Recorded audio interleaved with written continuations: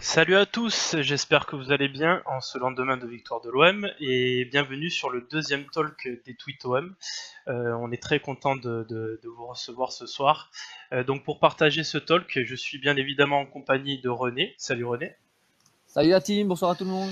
Je suis en compagnie de FX. Salut FX. Salut Julien, bonsoir à tous, ravi de vous retrouver une seconde fois. Ouais, et je suis aussi en compagnie de Akian. Salut Akian. Salut tout le monde, merci Julien. Puis bah écoutez, bonne soirée à tous, j'espère que ça vous plaira. Voilà, et salut Zemp pour finir. Salut tout le monde. Voilà, donc en petit préambule, je vais vous rappeler juste une info qui est tombée dans la journée là.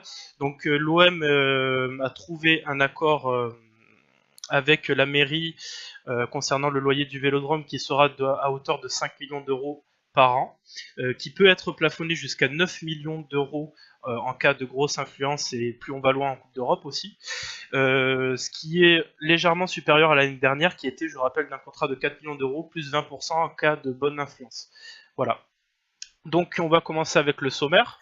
Donc en partie 1, on va aborder tout d'abord le débrief entre Marseille et Ostende. En partie 2, on abordera les tops et les flops de cette rencontre. En partie 3, on parlera de ce que les autres ont fait en Coupe d'Europe, donc Nice et Bordeaux. En partie 4, on abordera un thème assez sensible qui est quelle Ligue 1 pour la saison 2017-2018.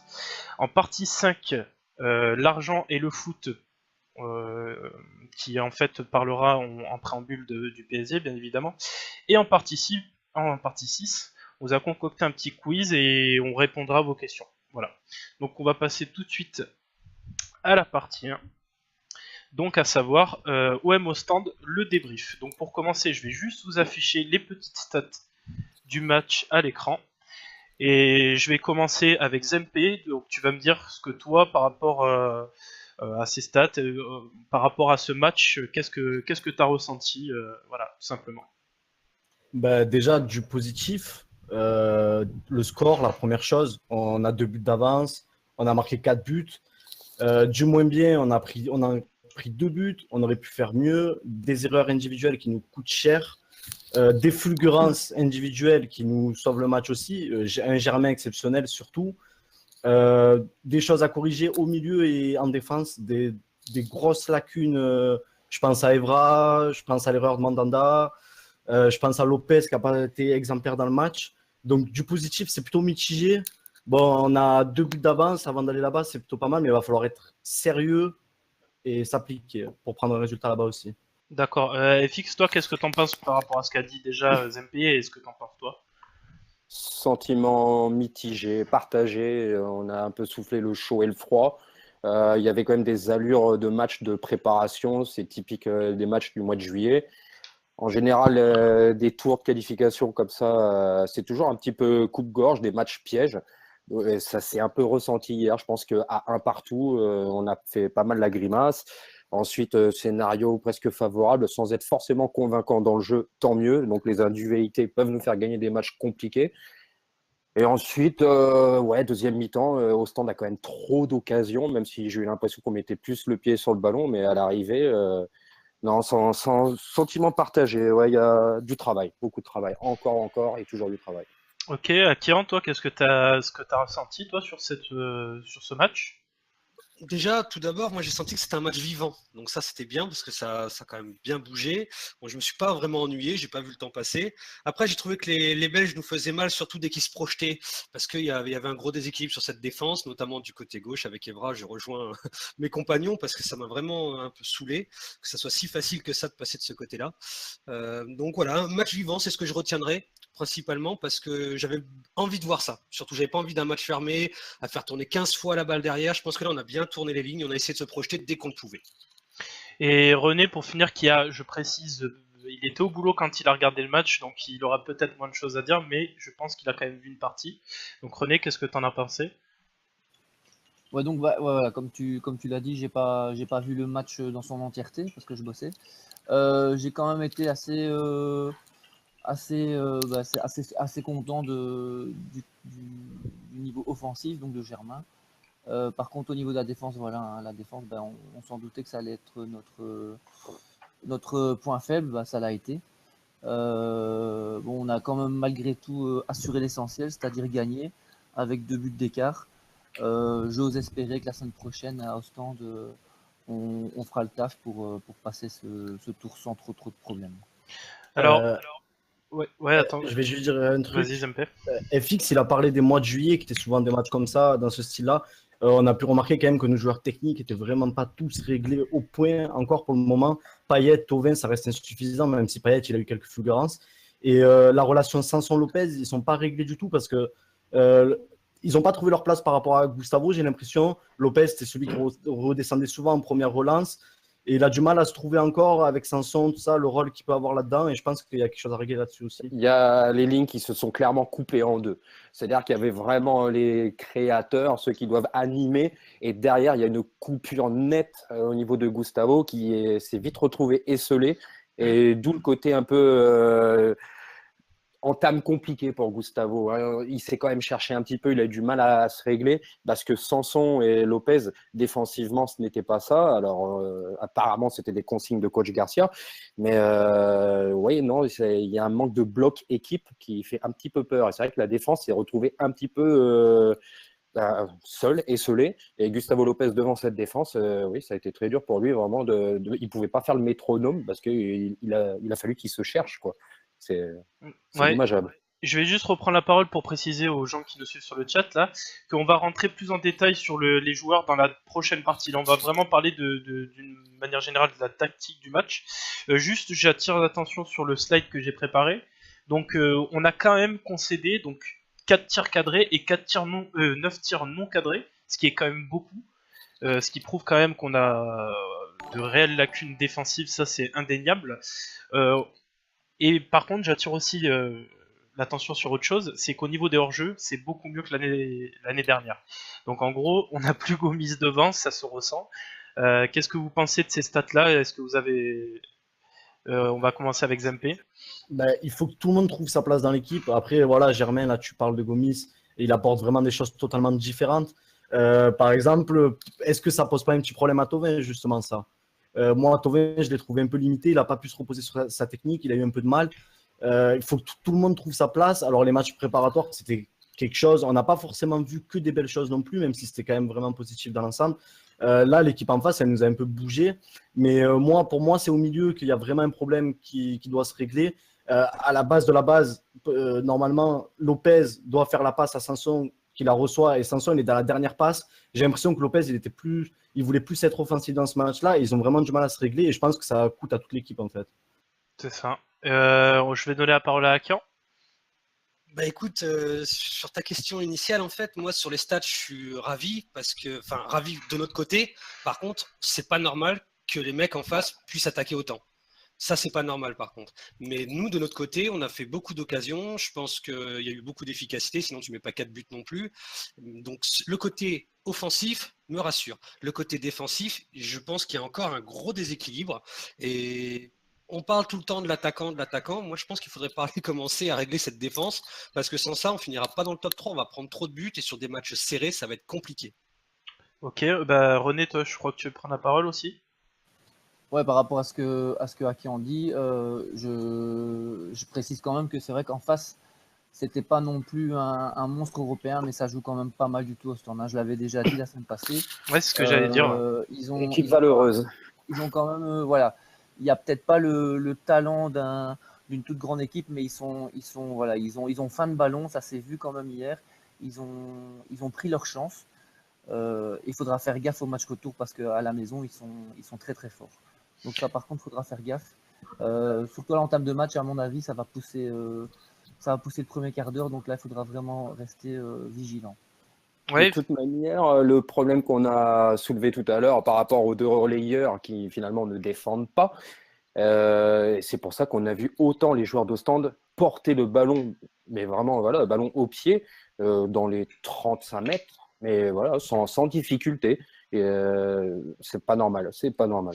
Alors je vais vous montrer, je vais changer de slide et je vais vous montrer une petite piste pourquoi on a peut-être subi autant et vous avez l'impression que cette équipe est coupée en deux. Moi, ce que j'ai pu remarquer, alors ça va apparaître à votre écran, pardon, c'est que très rapidement,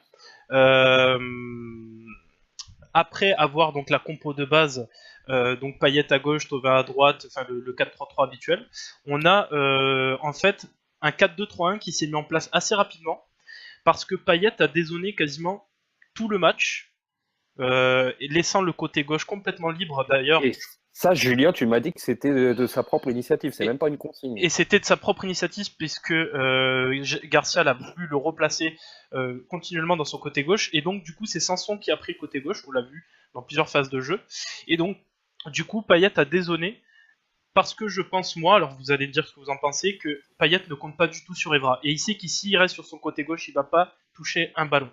Oui, mais alors il va mettre aussi Evra en danger. Donc Payet est aussi responsable de la défaillance de Evra hier. Et on lui Bien est d'accord. sorti de On va- Moi, Attendez, on va je- donner à Zempe. Evra déséquilibre totalement l'équipe aussi. ce que je pense là, c'est parce que tu nous montres la composition. On se retrouve souvent dans cette configuration-là quand on a le ballon. Au final, si tu veux, Lopez, c'est un peu. Donc, comme je dis, c'est celui qui est la première relance. Donc là, il passe le ballon. Et si tu veux, quand on perd le ballon, c'est lui le premier pressing déjà. Donc, Sanson dans cette position-là, pas forcément tout le temps à gauche, mais c'est quelque chose qu'on voit souvent. Payet, il aime bien prendre l'axe. Je pense que c'est pas forcément lié à Evra. C'est quelque chose qu'il fait depuis qu'il est à l'OM, je trouve. Mais le problème, c'est qu'il nous faudrait un latéral gauche qui puisse monter justement pour compenser quand Payet n'était pas sur son côté gauche. Sanson, il ne doit pas se retrouver souvent là. Après, moi, dans le match, ça ne m'a pas particulièrement choqué, ça. Sanson qui compense Payet ou quoi. Mais je ne pense pas que ça soit lié à Evra, en tout cas. Non plus. Je pense vraiment que si justement Payet dézone trop et qu'après il se retrouve en surnombre sur un côté, quitte à se gêner, je trouve vraiment que on peut pas remettre la faute à 100% sur Evra. À un moment donné, comment voulez-vous qu'ils puissent combiner Evra-Payet alors qu'ils ont joué ensemble en équipe de France? Faut pas l'oublier non plus. Donc ils ont quand même des automatismes tous les deux. Pourquoi on les utilise pas? Faut m'expliquer. Non, mais le problème, c'est qu'Evra, il ne monte pas beaucoup. Il apporte pas beaucoup offensivement. Et il se trouve pas mal défensivement. Puis bon, ça, après, on en parlera quand on fera les top et flop. Mais il faudrait un latéral gauche qui apporte plus offensivement pour Payet. Ça l'aiderait déjà pas mal, surtout qu'il va souvent dans l'axe. Et ça, c'est un problème là, à l'heure actuelle. Sachant qu'il va être souvent absent parce que je doute qu'il fasse la saison entière. Il va avoir des blessures à répétition. J'en ai la quasi-certitude, malheureusement. Et ça, Evra. Oui, Evra. Ouais, FX, tu voulais dire quelque chose? Non, je suis en train de lire le tweet là de Nima Tessama.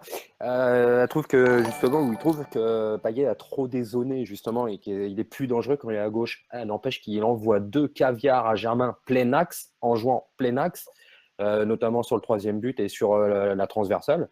Ouais, c'est aussi sexy quand il va dans l'axe, mais effectivement, c'est pas le rôle Dans qu'on lui l'axe, attribue. pas sur le côté droit, qui dézone dans l'axe pour apporter une petite C'est vrai qu'il est allé solution à droite. au Il est centre, allé mais à il droite. allait trop à droite, c'est ça le problème. C'est vrai. Dans l'axe, je suis d'accord, pas à droite. À droite, il y a Thauvin, ou alors c'est Thauvin qui passe à gauche, ou voilà, il doit y avoir une permutation. Là, il n'y avait pas de permutation, il y avait trop de personnes, trop de joueurs sur la même zone, c'est pas normal. Ouais, Après, si on met tout ça en relief avec le match contre les Rangers, Payet, je ne l'ai pas trouvé toujours bien positionné. Contre les Rangers, je le trouvais trop bas. Je n'ai pas compris pourquoi il était aussi bas. Alors peut-être il voit qu'il a du mal à ressortir le ballon, qu'il descend pour venir le chercher vraiment et tout. Là, sur ce match-là, c'est vrai qu'il était souvent à droite et tout. J'ai l'impression que, je sais pas, peut-être qu'il a du mal encore à trouver son positionnement, mais en tout cas, il n'est pas continué au côté gauche, ça c'est sûr et certain. Donc, ouais, bah, on a pu analyser ça assez facilement. Au final, que Payet dézone beaucoup. Moi, je pense par contre que Payet s'améliore de match en match. Il a une préparation, on va dire, qui a été retardée du fait qu'il était international, ce qui n'est pas le cas de Thauvin. Thauvin, pour le coup, il est passé à travers son match. Alors, j'y vois 2 raisons. Soit il avait bien commencé, c'est lui qui fait la première passe D, il a joué simplement tout ça. Soit le fait qu'il ait provoqué un penalty, on pourra y revenir dessus sur la légitimité de ce penalty, mais soit après avoir pris le penalty, il a voulu faire ce qu'il faisait il y a 2 saisons, c'est-à-dire faire le héros, essayer de se rattraper, tout ça. Enfin, moi j'ai trouvé ça assez curieux de sa part. J'ai pas retrouvé le Thauvin de l'année dernière personnellement. Voilà. Donc après, Moi, Thauvin, je ne l'ai pas trouvé dans le match du tout. Au début, il a donné l'impression d'être bien dedans parce qu'il a fait la passe décisive, justement. Mais je pense surtout qu'il n'est pas encore dedans, là, tout simplement. Je pense qu'avec le temps, ça ira un peu mieux. Après, moi, j'en avais parlé, je ne sais pas si je l'ai dit dans le premier talk, mais j'avais parlé du fait que Thauvin, il va falloir qu'il retrouve une place dans cette équipe parce que là, il sort d'une grande saison, mais il a commencé la saison où c'était vraiment le leader technique de l'équipe. Là, il y a du monde maintenant et il faut qu'il arrive à bien combiner avec tout le monde. Ça ne repose plus que sur lui. et il faut qu'ils se fondent dans le collectif. Et je pense que ça va prendre un peu de temps là, qu'ils s'habituent au début, peu après la prépa, quoi. Alors, on va avancer un petit peu dans le talk. Je tiens à remercier tous ceux qui se sont d'abord abonnés à la chaîne et le host de Gunther Igno, c'est sympa, merci à toi. Donc, on va passer sur un autre slide qui est la compo en fin de match. Donc, après les changements qui ont été opérés vers la fin du match. Donc, on se retrouve un peu dans ce système 4-3-2-1 très défensif avec Ocampos en point haute et les trois qui sont Sertic, Gustavo et Lopez qui sont censés apporter cette assise défensive assez confortable avec toujours Sanson et Payet qui peuvent apporter de danger. Simplement, qu'est-ce que vous avez pensé vous de l'entrée d'Ocampos et l'utilisation de ce système-là à la fin? Je vais donner la parole à FX, enfin à Sergent. L'entrée d'Ocampos, je pense qu'il fallait soulager Thauvin parce qu'il était en train de plonger dans une sorte de marasme, donc c'est plus par défaut qu'on ne me parle pas de NJ à droite parce que même s'il va vite et même s'il est droitier, ce n'est pas un ailier droit. Donc quoi qu'il arrive, la seule solution poste pour poste, c'était ça au Ocampos. Voilà. Ensuite, Sertic, est-ce qu'il est rentré après le 4e but ou avant le 4e but, s'il vous plaît? J'ai pu noter, mais je crois savoir qu'il est noté après. Ok, non mais ça c'est logique, il fallait assurer. Il est joli d'ailleurs ton petit sapin de Noël sur ton écran, mais voilà, il y a 2 buts d'avance, voilà, faut pas jouer les fous, faut les garder d'avance puisqu'on a bien compris qu'on pouvait être piégé à tout moment, donc voilà, c'était logique de terminer le match sous cette configuration. Moi, je voudrais juste dire un truc sur Ocampos. Alors, il y a des choses que j'ai pas aimées dans son jeu. Par contre, il y a une chose que je peux pas lui enlever, c'est qu'il s'est battu pour récupérer des ballons. Et en fin de match, quand tu es en galère, que tu dois, voilà, il y a 3, c'est chaud. Je suis désolé, ça fait du bien d'avoir un gars qui court, même si des fois il fait pas les meilleurs choix. Je suis pas ultra fan, ça c'est sûr et certain, mais l'attitude était là et ça au moins par contre faut le souligner parce qu'on aime ça aussi à l'OM. René, toi t'en as pensé quoi vers la fin? Alors la fin, comme je te dis, hein, j'ai un peu regardé. De ce que tu as vu. Pour rebondir sur ce que Aki en dit, au sujet d'Ocampos, ouais, je suis d'accord, c'est bien d'avoir un type comme ça, un guerrier dans les 5 dernières minutes, mais bon, ça fait quand même cher le gars qui se bat 5 minutes par match et qui est un peu maladroit devant le but quand même. Donc, ouais, j'ai pas été vraiment séduit par sa montée en jeu. Il a pesé sur les 5 dernières minutes, mais c'est pas ça qu'on a attendu non plus. Donc, ouais. Il y a tout un symbole. Sertic rentre, il a failli nous mettre le même que Germain et qui c'est qui contre? C'est notre ami Ocampos. C'est symbolique. On va juste on va finir avec Zempe qui a le même avis que moi, je pense, sur Ocampos. Donc vas-y Zempe. Moi, ouais, Ocampos, quand j'avais parlé au premier live, j'avais dit que très souvent il faisait le mauvais choix. Bon, il n'a pas dérogé à la règle, hein, beaucoup de mauvais choix. Après, il apporte sa fraîcheur physique parce qu'il va au pressing, il court beaucoup. Bon, c'est toujours ça. Après, voilà, bon, je ne suis pas convaincu ça, pour le moment, c'est normal. Il n'a pas eu beaucoup de temps de jeu, donc ça ne va pas changer mon avis. Par contre, sur la configuration, ça, c'était pas mal parce que bon, il voulait conserver le score, évidemment. Garcia, il a vu que la défense, quand même, elle prenait pas mal l'eau au final. Gustavo, quand on n'a pas le ballon, il glisse entre Rolando et Rami, donc ça, c'est pas mal. Tu as Sertic et Lopez devant la défense au final. Donc l'entrée de Sertic, c'est bien, on sait qu'il est là pour ça. Sertic, il peut être défenseur au milieu et tout. Donc ça, c'était clairement pour tenir le score tranquillement. C'était plutôt un bon coup. Ok. Au moins, on a vu l'ensemble, on va dire, du match. Donc on va pouvoir passer à la partie suivante où là, ça va tirer à boulet rouge sur les joueurs ou encenser d'autres joueurs. Donc la partie 2, les tops et les flops. Donc je vais commencer avec les tops et les flops de Zempe. Donc je les affiche à l'écran. Donc tu nous as mis en top Germain en premier, Gustavo en deuxième et Berrier de Ostende en troisième. Et en flop, Evra, Thauvin et je ne me rappelle plus le nom, mais c'est défenseur gauche. Voilà. J'avais mis Lopez en flop. C'était pas Thauvin, j'avais mis Lopez et j'avais mis Tomasevic. Voilà, Tomasevic, ok. Donc je commence par les tops du coup. Vas-y. Germain, voilà, je pense qu'on va tous être d'accord. Le sens du jeu, la finition, comme j'ai dit, me fait beaucoup penser à Pagis. En finesse, c'est bien joué, c'est bien placé, les appels sont magnifiques. L'intelligence de jeu, tu la vois à chacun de ses déplacements. Bon, grand match de Germain, il n'y a rien à dire là-dessus, il nous sauve carrément le match. Gustavo, j'hésitais avec Rami.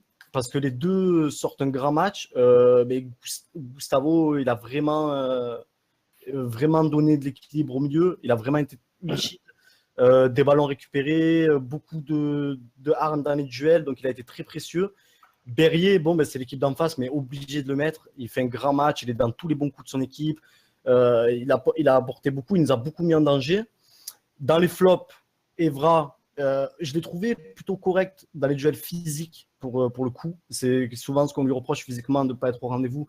Moi, j'ai trouvé que ça allait, mais il faisait beaucoup trop d'erreurs. Offensivement, il n'était pas là. On est souvent en danger à cause de lui. Bon, voilà. On espère que ça va s'arranger. J'ai quelques doutes quand même là-dessus. Lopez, c'est plus pour l'avertissement, pour le symbole. Offensivement, il a été intéressant quelques fois, mais il n'a pas trop fonctionné avec Sanson, comme je l'ai dit. C'est lui qui presse quand on perd le ballon, quand on n'a pas le ballon. Et dans les duels, c'est pas ça. Et Tomasevic, j'ai hésité aussi avec Capone. Je ne sais pas si René va me tuer pour la prononciation, mais je ne sais pas comment ça se dit. Qui était côté gauche, qui s'est fait manger par Payet. Mais Tomasevic, beaucoup de fautes, beaucoup de mal à contenir Germain. Il était débordé. Il s'est fait mettre à mal par Germain et il n'était pas du tout dans le match. Donc je l'ai mis dans les flops parce que j'ai trouvé que c'est le moins bon de la défense du côté des Belges.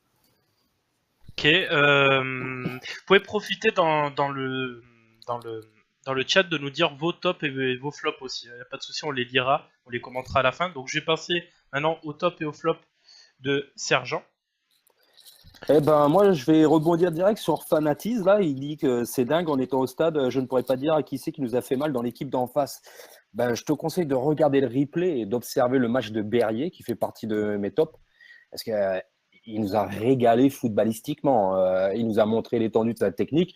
Un petit bonhomme presque à la retraite. Et voilà, mais il s'est promené, il a fait jouer son équipe. Et si l'équipe d'Ostende avait autant peut-être de cœur et peut-être de talent, c'est bien parce que Berrier l'a fait rayonner cette équipe. Moi, j'aime bien ce genre de briscard, capable d'emmener avec lui au combat une équipe. Et lui, voilà, leader technique. Et ça me fait même un peu peur, parce que si Berrier est capable de se promener comme ça devant notre défense, ça veut dire que les Benjamin Nivet ou Renaud Coad y arriveront sans mal. Donc, pareil, ça fait un petit peu peur. Voilà. Mais Berrier, ouais, c'était vraiment agréable. C'est le football, c'est du beau football.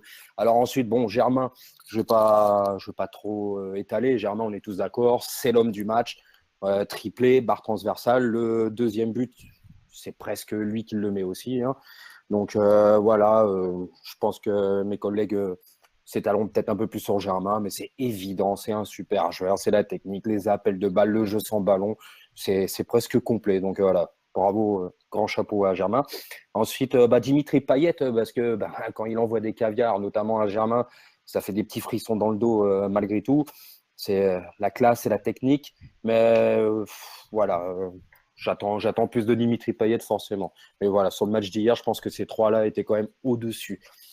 Alors ensuite, pour mes flops, Thauvin, début fracassant. J'étais avec un collègue hier soir, on regardait le match et je lui ai dit au bout de 10 minutes, je fais regarde, celui qui défend le mieux à l'OM, c'est Thauvin. J'ai pas fini ma phrase, il provoque le penalty, puis derrière, il s'enfonce dans un gouffre astral. Je pense que ça lui a fait mal. Préparation tardive avec le retour de l'équipe de France, donc des vacances décalées. Une blessure pendant la prépa, donc ça se voit, et même sur sa tête, il est marqué, il est fatigué, il est pas là, il est pas prêt. Et une mauvaise préparation, c'est souvent une mauvaise saison, donc il faudra faire très attention. Patrice Evra, j'ai lu là dans le talk qu'il avait fait une bonne première mi-temps. Il a failli n'en faire qu'une moitié, il aurait dû être expulsé, même si la faute peut paraître un peu sévère ou qu'est-ce, n'empêche qu'il est dernier défenseur. Il est dépassé, il veut rattraper son attaquant. C'est pas honteux non plus. On a vu des cartons rouges pire que ça. Il balbutie son football. Il est un peu perdu. Il est inquiétant. Il est vraiment inquiétant. Il crée ce déséquilibre. C'est effarant. Et Rezaïan, pour en finir, du côté d'Ostende, parce que il doit quand même égaliser en début de seconde période. Il a 2 occasions énormes. Son manque de technique fait que tant mieux pour nous, tant mieux pour l'OM. Mais voilà, très, très mauvaise prestation d'un mec qui aurait pu nous planter, nous faire mal et ramener un meilleur résultat sans doute pour Ostende. Voilà pour Ok, mes signes. on va passer au top et au flop d'Akian. Donc juste, laissez-moi les annoncer avant. Donc il a choisi en top en premier Germain, en deuxième Gustavo, en troisième Rami, et en flop Evra, Thauvin et Mandanda. Donc vas-y, Akian. Oui, parce que je ne savais pas qu'il fallait mettre un joueur d'Ostende, excusez-moi. Moi, j'ai analysé l'OM. Après, je sais que l'adversaire est très important, il n'y a aucun souci là-dessus. Et bon, bref. Concernant Germain, tout a été dit, sauf une chose. Voilà, on l'a payé 8 à 10 millions avec les bonus. J'ai rien d'autre à dire. La rentabilité. Voilà, pour ceux qui veulent parler du PSG, tout ça, ben, parler du PSG, il n'y a pas de problème. Nous, 8 à 10 millions, le mec nous met un triplé dans un match où on a un peu le cul serré parce que c'est important. Concernant Gustavo, hier, après une discussion avec l'un de mes confrères de ce soir, effectivement, il a été correct tout le long du match, mais il a quand même été transcendant sur le dernier quart d'heure. C'est vrai, je l'admets. Et du coup, de ce fait-là, moi, je l'avais vu bon sur tout le match, enfin excellent sur tout le match, et en fait, il est meilleur quand même dans le dernier quart d'heure. Pourquoi? Parce que lui, il a le physique en plus que les autres n'ont peut-être pas, alors qu'il n'est pas arrivé dès le début de la préparation, en plus de ça. Donc, je pense qu'on a chopé un joueur qui n'est même pas encore à 100% de ses capacités, et qui, dans le dernier quart d'heure, dans des matchs compliqués, va nous ratisser ballon sur ballon, et ça, c'est très bien. J'espère qu'il le fera aussi contre les grosses équipes. Concernant Rami, c'est simple. D'ailleurs, c'est 3 nouvelles recrues, hein, si vous voyez un peu les 3 tops. Pourquoi Rami? Parce que défensivement, ça a été pour moi le meilleur. D'ailleurs, il n'y a pas photo. Et il a été correct sur quasiment toutes ses prises de balles. Je crois qu'il a dû faire 1 erreur ou 2, grand max. Et franchement, rien de méchant. Mais j'ai bien aimé. Voilà, j'ai bien aimé Rami. Je pense qu'il y en a beaucoup qui étaient sceptiques quant à son arrivée. Ben, moi, en tout cas, il m'a rassuré. Maintenant, il faut juste lui mettre un autre défenseur central complémentaire parce que Rolando, je pense que ça ne va pas le faire. Même avec tout le respect que j'ai pour Rolando, je pense que ça n'ira pas. Concernant mes flops, Evra, hein, ça c'est sûr et certain. Pourtant, je l'ai défendu bec et ongle avant même la préparation. J'ai dit, vous inquiétez pas, quand il sera à 100% après la préparation, vous allez voir, il va réussir et tout. Et j'avais tout faux. Il a fait que de la merde. Il n'est pas prêt. Dès qu'il voit que le joueur commence à se lancer sur son couloir, l'adversaire, au lieu d'aller sur lui, il commence à reculer gentiment en se plaçant. Donc en fait, il gère maintenant. Voilà, on sent bien qu'il a 35 ans et passé. Donc voilà, moi je pense qu'il nous faut un autre arrière gauche. J'y croyais pas au début. Je pense que Roca c'est trop tôt pour arriver, donc il nous faut quelqu'un d'autre. Qui, je ne sais pas, mais à voir. Ubokan, je ne sais pas. Vous me direz ce que vous en pensez. Concernant Thauvin, j'ai bien peur de décevoir beaucoup de gens, c'est que moi j'ai la sensation qu'après la saison tornitruante qu'il a faite, il va se planter et je pense qu'il va faire une saison moyenne. Je lui en voudrais pas personnellement parce que pour moi la faute elle appartient à Deschamps. Deschamps n'avait pas à l'appeler en équipe de France pour lui même pas le faire jouer ou trop peu, pour en plus de ça donc que le mec se défonce aux entraînements pour essayer d'avoir sa place donc le cramer. Je pense que Thauvin c'était trop tôt. Voilà, Payet est plus ancien, il a plus d'expérience, il a peut-être mieux géré la situation. Thauvin il a pas su la gérer. Donc ça je suis vraiment dégoûté et je pense qu'il en veut beaucoup à Deschamps. C'est trop tôt, t'as les Moussa, t'as les Dembélé, t'as Mbappé. Voilà. Je suis d'accord, Sergent. Voilà, il y a déjà du monde. Pourquoi t'appelles Thauvin et tu le crames en plus? Ah bon, donc il peut pas avoir sa chance. Pas tout de suite, dans 2-3 ans, oui.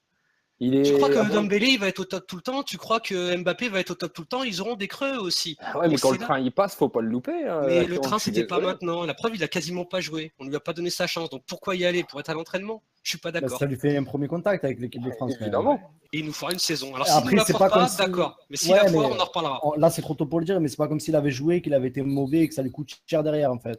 Là, il a juste eu un premier contact avec l'équipe de France. C'est juste ce que je voulais dire. D'accord, mais si jamais il fait une bonne saison dans la foulée, ok, je te dirais, tu avais raison. Par contre, si jamais il fait une saison de merde parce qu'il est cuit, on en reparlera à la fin de la saison. Alors, nous sommes en train de parler de professionnels, c'est leur métier. Tu es en train de me dire qu'on ne peut pas en appeler en équipe de France parce que ça pourrait les perturber. Non, tu n'as pas le droit de dire ça. Ils sont convoqués dans ce qu'il y a de plus beau, c'est une sélection, on leur donne un maillot, ils y vont, ils foncent. Non, Deschamps n'a pas saboté Thauvin, je ne peux pas t'essayer. Mentalement, comment tu te positionnes quand on te convoque, que tu joues très peu et qu'au final, voire pas du tout, et qu'au final, tu avais faim d'avoir ta chance. Et donc mentalement, il faut le gérer, ça, il faut le digérer. La preuve, il s'est blessé en prépa. Thauvin n'a pas de mental, Thauvin est faible, donc c'est juste un bon joueur technique, mais qui ira pas plus loin parce que mentalement, arrête. Il est revenu à la pression marseillaise, il a relevé un défi mental énorme. Ne fais pas croire que mentalement, il n'a pas pu gérer son intervention en équipe de France. C'est censé lui faire que du bien l'équipe de France, normalement. Après, on a vu des joueurs être cramés comme ça, mais c'est parce qu'ils ont joué, qu'ils n'ont pas été mauvais, ou qu'ils ont joué, ils ont été bons, les gens les ont enflammés et ça leur a fait du tort. Thauvin, c'est rien de tout ça. Là, il a fait 2-3 entraînements avec l'équipe de France. C'est pas ça qui est censé le perturber pour le reste de la saison, quand même. Moi, j'ai en tête Martial et Conan qui, pour moi, étaient quasiment des titulaires ou presque en équipe de France et ne le sont plus. Et très loin d'ailleurs. Donc, voilà, bref. On va Thauvin, avancer. c'est mon avis. On va avancer, les gars. Concernant Mandanda, si je le mets, c'est juste pour sa boulette sur le deuxième but parce qu'il a absolument rien à faire à cet endroit-là, à ce moment-là. Et donc, je lui en veux énormément parce que sinon, on part avec un avantage beaucoup plus conséquent sur le match. Je vais rebondir là-dessus. Moi, je l'ai pas mis dans mes flops, mais j'aurais pu. Mandanda, je vous rappelle qu'on l'a ramené aussi pour son jeu de pied et que jusqu'à présent, enfin au début du match en tout cas, il nous en a mis 3, 4, 5, comme moi je trouvais les saisons précédentes. Il est pas si bon que ça au jeu de pied. Et je l'ai mis en flop parce qu'on l'a pris essentiellement pour son jeu de pied que Pelé n'a pas, qu'il n'est pas rassurant, et il nous en a fait quand même quelques-unes. Voilà. Alors là, je suis pas du tout d'accord avec ça, moi. Ah bah on n'a pas vu le même match alors. Je te dis pas qu'il a été excellent au pied, mais quand tu me dis par rapport aux années précédentes et tout, et qu'on l'a pris essentiellement pour ça, je suis pas d'accord. Mandanda, on l'a pris essentiellement parce que c'était un symbole de l'OM, parce qu'on ne pouvait pas avoir un gardien de ce statut-là, à ce prix-là. C'est un plus, le jeu au pied, déjà, c'est pas l'essentiel du gardien. Et quand même, sur les saisons dernières, il a toujours été bon au pied. Il sort peut-être pas son meilleur match, mais moi, je l'ai trouvé quand même une grosse évolution par rapport à un gardien comme Pelé.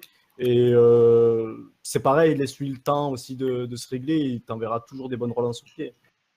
Ok, bah on va pouvoir passer ensuite au top et au flop de René. René, est-ce que tu nous entends? Ou est-ce qu'on a perdu René pour le coup?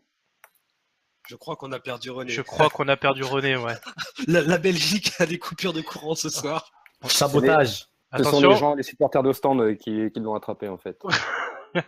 René, t'es là?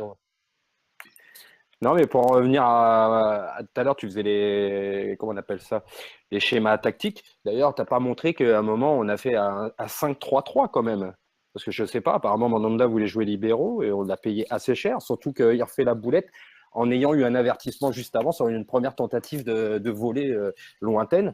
Et je crois le même joueur, finalement, le piège une seconde fois.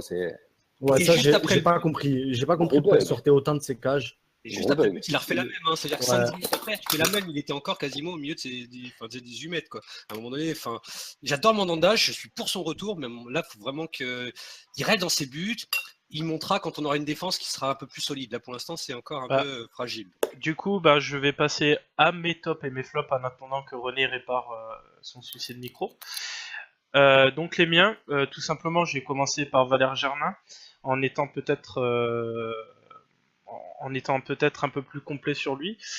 Donc simplement, beaucoup de gens ont douté sur lui en début de saison. Encore beaucoup de gens pensent qu'il doit être associé à un autre attaquant. En fait, ça a été le cas parce qu'on l'a vu dans ce système-là à Nice, à Monaco, et on a au final très peu joué véritablement pour lui. Germain, on lui a jamais dit tu seras l'attaquant vedette, c'est toi qui vas marquer les buts. Donc là, le fait qu'on compte réellement sur lui, qu'on centralise à peu près toutes les attaques sur lui, prouve à quel point ce joueur mérite d'avoir sa place en pointe dans une équipe. Et c'est pas seulement que cela, c'est aussi par ses déplacements, par ses appels, par la justesse technique qu'il a devant les cages. C'est assez hallucinant. Je vous rappelle, pour ceux qui ont re-regardé le match ensuite, dans les positions parfois qu'il tirait, Gomis 3 fois sur 4, ça c'était dans les tribunes. Donc c'est quand même assez impressionnant pour un joueur. Il a une très bonne dextérité, ouais, c'est ça, c'est la technique, hein, ouais, c'est l'intelligence. Et puis les hors-jeux, on sait plus ce que c'est cette année les hors-jeux. C'est vraiment, moi ça m'impressionne. Quelque chose. Quand on disait qu'il était largement capable de jouer en 4-3-3 seul en pointe, il n'a pas le profil quand même pour le faire, c'est vrai. Nous, on l'a dit qu'on pensait qu'il était capable de le faire parce que c'est un formidable joueur. Après, les joueurs qui ont cartonné en Ligue 1 sur les dernières années, c'est des Cavani, des Lacazette, des Zlatan, souvent des joueurs physiques. Et c'est pour ça aussi qu'on s'est arrêté là-dessus. En France, on a du mal à accepter que quelqu'un qui rentre pas dans les normes. C'est ce que j'avais dit à Caen la dernière fois. Tu n'as pas forcément besoin d'un pivot pour jouer en Ligue 1 et qui te mettra 20 buts dans la saison. Germain est largement capable de le faire. Oui, c'est bon, René. On a retrouvé la Belgique. He's back. Ouais, je vais juste finir sur mes tops, René. Ouais, pas de soucis, vas-y. Donc ensuite, j'ai mis Payet parce que je trouve qu'il, même s'il a beaucoup dézonné de son côté, il s'est quand même mis dans un rôle qui lui sied le mieux, c'est-à-dire en distributeur de ballon, en un poste un peu 10 derrière les attaquants. Mais aussi, il faut juste surveiller à ce qu'il n'empiète pas sur le côté droit, il y était beaucoup. mais on a vu toute sa classe, toute sa technique, même ses coups francs directs qui étaient pas si mal tirés que ça. Et je pense que, encore une fois, il est en phase encore de préparation avancée et qu'au fil du temps, il va retrouver ce qui nous a fait l'aimer il y a quelques temps. Et enfin, oui. Vas-y. Non, je voulais juste savoir avec les spectateurs là, du talk, est-ce qu'il y en a à qui Germain fait penser à Pagis? Ouais, Est-ce on qu'il avait nous remarqué évoque, ça, ouais. Mhm. C'était quel but Voilà. que tu nous avais je l'ai montré dit juste avant. Contre Lyon en Coupe de France en 2007. Bah, si vous regardez une vidéo du but contre Lyon en Coupe de France en 2007, Pagis marque exactement, enfin du moins Germain marque exactement le même but à peu de choses près, et Zempe l'a bien dit aussi, il lui fait aussi penser à Pagis. Donc c'est un style d'attaquant de grande classe, de sobriété, et qui fait pas de chichi quoi dans le boulot. Troisième de mes tops, c'est Berrier, comme quelques-uns de mes confrères l'ont dit, parce que tout simplement, dans une équipe qu'on pensait faible, je vous rappelle, 32 ans, il s'est révélé être un formidable animateur offensif pour son équipe, et c'est clairement lui qui a senti, je pense, qu'Evra était en retard sur tous ses marquages, et il n'était pas du tout, et lançait systématiquement le côté droit du coup de son attaque, et du coup le côté gauche de notre défense, donc une formidable vision de jeu, je pense, à ce niveau. Maintenant mes flops, donc Tonton Pat. Tonton Pat, son problème, c'est que principalement, il est en retard systématiquement sur tous ses marquages. Il se fait prendre dans le dos à chaque fois, il n'y est pas. Ça ouvre des brèches incroyables. Alors, ça n'a pas été tout le match, j'entends bien. Il y a eu des fois où il est bien revenu défensivement. Il y a aussi le fait qu'il apporte pratiquement rien offensivement en parlant. Et à contrario de certains, moi je pense que c'est pour ça que Payet dézone énormément. Donc pour moi, il déséquilibre l'équipe, le système de jeu, et il nous oblige à lancer Sanson qui a pris naturellement le côté gauche et qui n'a pas brillé autant que ça. Il était juste Sanson, mais pas plus que ça. Maintenant, je pose aussi une question.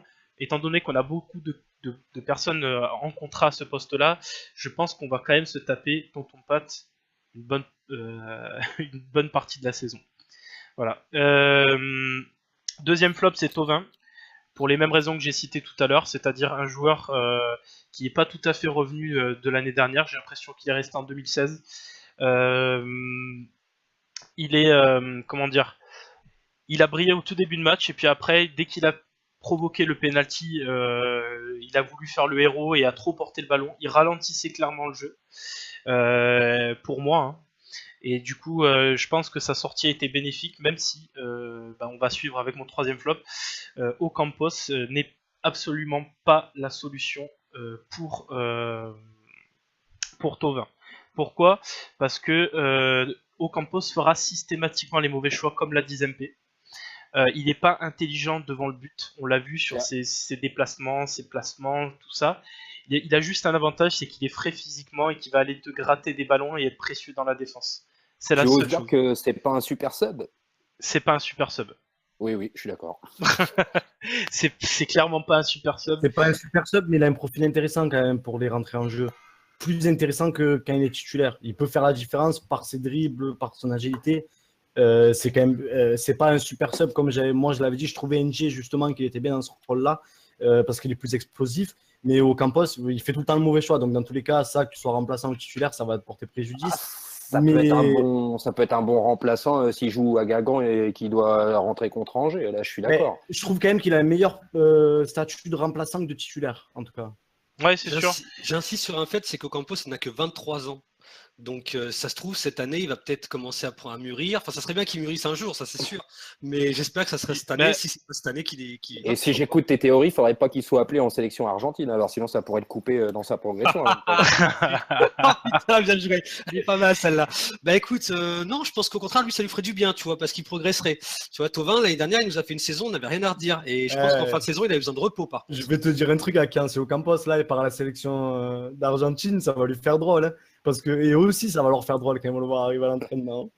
Ouais, Ah, mais ouais. si ça pouvait la guérir, pourquoi pas. Mais Thauvin sortait d'une très bonne saison, donc lui, il avait besoin de repos. Ocampos, il n'a pas besoin de repos, hein, parce que lui, je pense qu'il n'est pas fatigué. Le banc, il le connaît. Hein. Et Alors- joueur de foot, le repos à 23 ans, tout ce que tu veux, c'est y aller en équipe de France. T'as pas Je- besoin de je vais repos là juste- pour acheter sur une bonne Je vais saison. juste préciser parce que j'ai vu dans le chat que j'étais dur avec Thauvin, qu'on a été dur avec Thauvin, mais c'est parce que c'est quelqu'un qu'on attend beaucoup.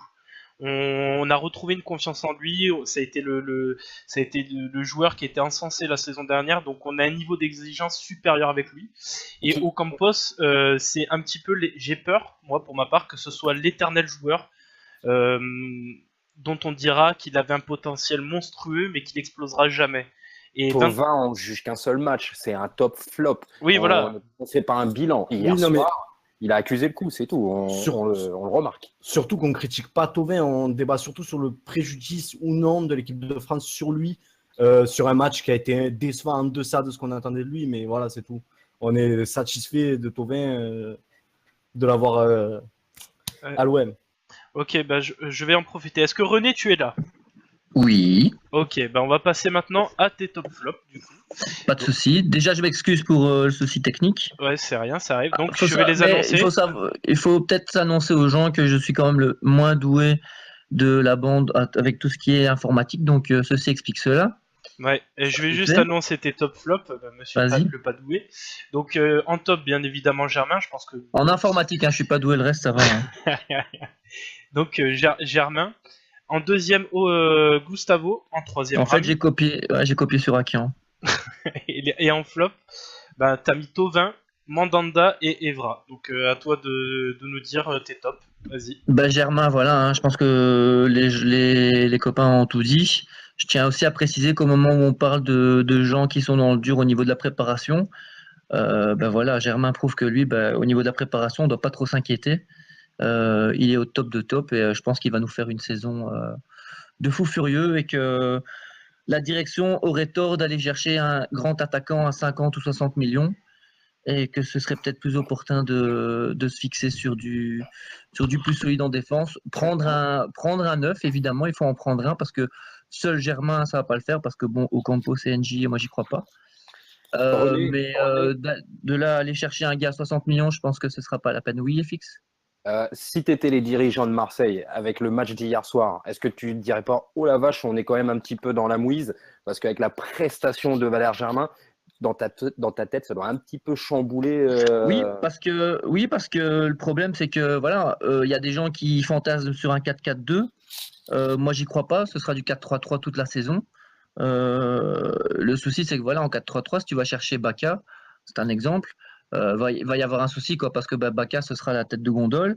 Qu'est-ce qu'on fait de Germain? Germain, il n'est pas venu pour faire banquette et monter à la 70e minute à chaque match. Donc, Il l'a et montré hier, surtout vu la prestation d'hier, ouais, voilà.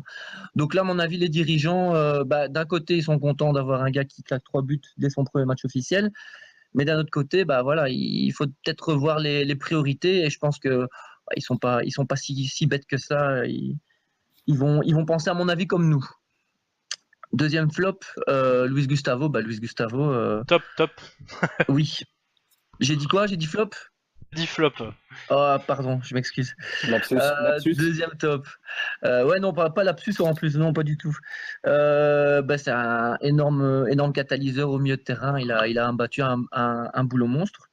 J'ai quand même bien aimé parce que il s'est quand même pris pas mal de coups. Si vous avez bien regardé, il a quand même il s'est quand même retrouvé pas mal de fois au sol. Et je me suis dit à un moment donné, le gars va avoir les Philippe qui se touchent, il va vouloir peut-être se faire justice lui-même, vu que c'est un peu la réputation qu'il a. Ah bah non, il est quand même resté dans son match, il s'est pas démonté. Donc ça, j'ai beaucoup apprécié son caractère et son jeu. Donc voilà. Et pour Rami, troisième top, il a fait son match solide, sobre, c'est ce qu'on lui demande. Pas mauvais à la relance. J'entends souvent qu'à la relance, c'est catastrophique. Non, j'ai pas trouvé qu'il avait été si mauvais que ça. C'est pas ce qu'on lui demande en priorité, donc il s'est bien débrouillé. Il a été sobre et solide, c'est ce qu'on lui demande. Donc pour moi, il fait partie des tops hier soir. Au niveau des flops, Thauvin, comme les autres ont dit, hein, le penalty vient de lui. Bon, c'est pas de bol. Certains arbitres ne l'auraient pas sifflé. Cependant, il n'y a pas scandale à le siffler. Donc, voilà. c'est une faute professionnelle. Bon, voilà, je lui en veux pas, mais ça remet au stand dans le match à ce moment-là. Donc ça, c'est un peu préjudiciable. J'espère qu'on n'en paiera pas les conséquences jeudi prochain. Et puis, bah, voilà, à la suite de sa faute, il est sorti de son match. Psychologiquement, peut-être encore un peu faiblard, un peu inconstant à ce niveau-là.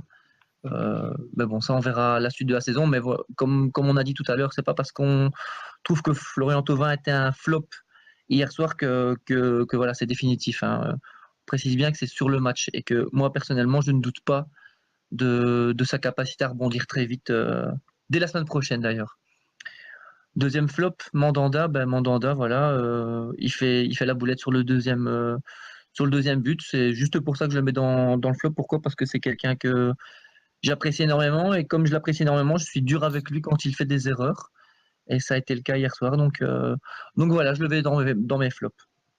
Et Patrice Evra, Patrice Evra, il est complètement à la ramasse. Dieu sait que je l'ai défendu quand il est arrivé, surtout en le défendant au niveau de son âge et au niveau de son bagage technique et de son passé glorieux, que ce soit à la Juve ou à United. Mais bon, là, il est un peu en dehors du coup, il déséquilibre l'équipe, il fait beaucoup de mal à l'équipe. Donc voilà, ça le fait pas. J'espère que ça va s'améliorer pour la suite de la saison. J'ai un gros doute. Mais j'espère surtout que si jamais Garcia prend la décision de le mettre de côté, il va pas foutre un peu le boxon dans les vestiaires. Voilà. J'en ai fini. On va finir avec Sergent et après on passera à la partie 3. Ouais, juste un petit mot sur Gustavo Lopez, parce que bon, après tout, c'est pour l'instant. Gustavo Lopez. Luis Gustavo, mais je le confonds toujours, de toute manière. Luis Gustavo, parce que c'est quand même notre recrue phare. Ouais, son match hier, on va dire un petit peu quelconque, correct, sans plus, sauf sur le dernier quart d'heure, où curieusement, là, il a fallu monter le niveau de jeu, monter le niveau de hargne, l'impact physique. Et c'est vrai que dans le dernier quart d'heure, par contre, il a été assez époustouflant. Et voilà, je voulais juste faire remarquer que quand c'est là que tu vois son vrai niveau, et s'il est capable de maintenir ce niveau du dernier quart d'heure tout du long, il va être sacrément impressionnant, le bonhomme, et très très important, voire indispensable. Apparemment, j'étais un peu long. Non, pas plus que les autres. Mais t'inquiète, ça va passer crème. T'inquiète pas. Non, c'est parce que je suis en train de lire les réactions. Et désolé si vous m'avez trouvé un peu long, mais j'espère que ça a quand même été intéressant. Donc, oui, t'inquiète. Donc ok les gars, on va passer à la troisième partie parce que on a vu que l'OM en Europe a fait ses débuts, mais il y a aussi 2 clubs français qui ont fait leur début en Europe, à savoir Nice et Bordeaux. Donc on va tout de suite aller voir dans un premier lieu le match de Nice, en commençant par donc la formation niçoise. Je ne sais pas si on voit bien sur le live, donc qui a évolué en 4-2-3-1 avec en nouveau à la place de Belanda Scraffi, je sais plus, je me rappelle plus comment il s'appelle celui-là. À tes souhaits. Ouais, voilà. Avec deux milieux défensifs, Cosiello, Seri, Malangsar à gauche, Souké à droite, et Serik et Lesmelou à droite pour les nouvelles recrues. Donc pour ceux qui ont vu le match, qu'est-ce que vous en avez pensé ? Je commence avec Zempe de cette formation niçoise. Alors, moi, je vous avoue que j'ai regardé le match avec un œil particulier pour Seri. Pour moi, s'ils ont pu partir d'un résultat correct, on va dire que c'est pas un bon résultat quand même à la maison de prendre 1-1. En général, pour le match retour, t'es pas bien. Mais en tout cas, s'ils ont pu s'en sortir à 1-1, c'est grâce à Seri, parce que ce soit offensivement ou défensivement, il a apporté beaucoup à Nice. Le petit jeune dont tu n'arrives pas à prononcer le nom, c'est Esrafi. Ouais. Il a fait des très bons débuts. Moi, il m'a beaucoup plu. Il a apporté une touche technique. En fait, c'est bien pour compenser le départ de Belanda, on va dire, même si ce n'est pas du tout les mêmes joueurs. Il a apporté beaucoup à cette équipe-là. Après, Balotelli, moi, je ne le supporte pas sur un terrain. Je pense que la majorité d'entre vous le savent. C'est le joueur qui m'énerve par excellence. Donc ça, pour moi, ça handicape toujours. Lesmelou, moi, je ne connaissais pas du tout. Alors, il y en a beaucoup, quand je parlais du mercato de Nice, qui m'ont dit ne néglige pas Lesmelou. Il était mal entouré, mais il a fait une bonne saison et tout. Ce match-là, en tout cas, c'était pas le sien. Il a eu du mal. Il a vu quelques petits moments intéressants, mais sinon, il a eu du mal dans le match. Ils n'avaient pas pu aligner d'Albert. C'est dommage quand tu vois l'entrée qu'il fait. Mais Souké et Sarr, ils ont été tous les deux bons sur leur côté. Après, Cardinal, il a fait quelques frayeurs, à mon avis, aux supporters niçois. Mais sinon, ils s'en sortent pas trop mal. Ils ont eu une mi-temps. Nice, la première mi-temps, c'est pour Nice, la deuxième, c'est pour l'Ajax. Mais ils se sont pas fait vraiment manger par l'Ajax. Mais ouais, série XXL sur ce match-là. Ouais, donc FX, toi, t'as vu le match aussi? Ouais, oui, j'ai vu, mais j'ai vu le même match que Zempe, parce qu'effectivement, il y a eu chacun sa mi-temps. Par contre, ouais, on n'a pas reconnu réellement le Nice de la saison dernière sur la deuxième mi-temps. Il y a eu un couac physique assez énorme. Ça a eu aussi un effet sur Siri, et ça s'est donc ressenti sur le jeu de Nice. Après, ouais, Nice s'en sort bien quand même, parce que voilà, la barre va les sauver. Ensuite, il n'y a pas grand-chose à dire sur ce match-là, si ce n'est que l'Ajax était un petit ton au-dessus. Et, voilà, et ils sont au niveau de l'avantage du score un petit peu au-dessus. Voilà, ça va être très très dur pour Nice d'aller chercher un exploit là-haut, parce que ça sera un exploit, faut pas se tromper. Voilà, mais Juste, je vais vous poser une question à vous deux, parce que les autres, vous n'avez pas vu le match, Akian et René. Est-ce que vous avez trouvé, bien que l'Ajax ait perdu 2 joueurs, hein, est-ce que vous les avez trouvés moins forts globalement que l'an dernier, par exemple? il y a un collectif à rôder. Ouais. Il y a des manques apparemment, mais moi je n'ai pas assez regardé l'Ajax pour te dire vraiment l'impact que ça peut avoir. Je pense que Kluivert n'est pas titulaire avec ce qu'il y avait avant, je pense, hein, mais c'est un très bon joueur, donc ça compense. Je voulais juste ajouter un petit truc sur Nice. Ils n'avaient pas Cyprien, pas Pléa, pas d'Albert quand même. Cyprien, Pléa, c'est quand même les joueurs majeurs de la saison dernière. Donc, je pense que ça leur a fait du mal aussi. Après, pour ce que tu disais sur ceux qui sont partis de l'Ajax, ouais, je ne connais pas assez. Traoré, je me souviens que dans le match contre Lyon, il avait été bon, remuant. C'est un peu différent, mais bon, tu connais, c'est les premiers matchs de juillet, c'est dur de donner un avis vraiment là-dessus, savoir si c'est la perte ou pas pour des équipes qu'on ne connaît pas spécialement bien, quoi. Comment était Dolberg? Rayonnant. Après, c'est pas son meilleur match, mais souvent il est dans les bons coups. Il est c'est Ziyech qui s'est vraiment illustré sur ce match-là. La deuxième temps, vraiment, parce que la première, il était vraiment pas dedans. Il n'y avait pas des contacts l'OM avec Ziyech, il n'y avait pas une rumeur? En décembre, c'est rien, c'était un feu de paille. Ça. Non, ça vaut pas le coup d'en parler. J'avais posé beaucoup de contacts apparemment, hein, nous. J'ai posé la question, pourquoi? Parce que je me dis que Lyon a récupéré 2 joueurs de cet effectif, 2 ou 3, je sais plus, de cet effectif de l'Ajax, et je me dis que s'ils sont pas moins forts, alors peut-être que Lyon, qui pensait avoir Traoré appartenait à Chelsea, hein, c'est pas vraiment un joueur de l'Ajax. Ouais, mais dans tous les cas, je me dis que peut-être que Lyon a peut-être vu trop grosse leur recrue. Voilà, c'était juste pour marquer le coup, mais on en verra plus par la suite, je pense. C'est un petit tacle là. Oui, un petit tacle gratuit. Hein. Donc du coup, hop, je vais juste passer au stade du match pour illustrer un petit peu vos propos. C'est des stats quand même qui sont pas reluisantes. Alors même si certains sur le chat ont passé apparemment, ont vu un match assez agréable, on peut voir que quand même qu'il y a eu que pour Nice 2 tirs cadrés, 4 tirs non cadrés, pas beaucoup de corners, et par contre du côté de l'Ajax, 6 tirs cadrés, 5 tirs non cadrés. Clairement aussi dans la possession on voit que l'Ajax a été un peu au-dessus d'après les stats, moi j'ai pas vu le match non plus, mais c'est pas un match non plus foufou, il n'y a pas eu je pense tant d'actions que ça. Non, il n'y en a pas eu beaucoup, mais il y a eu beaucoup d'intensité quand même. On a senti que c'était la Coupe d'Europe, c'était même plus intense que notre match hier. Donc le niveau était même sans doute un peu au-dessus malgré tout. Hein. Voilà. Donc, au niveau des duels, des contacts, de l'engagement, c'était un petit level au-dessus que notre prestation d'hier. Et c'était la bataille au milieu de terrain.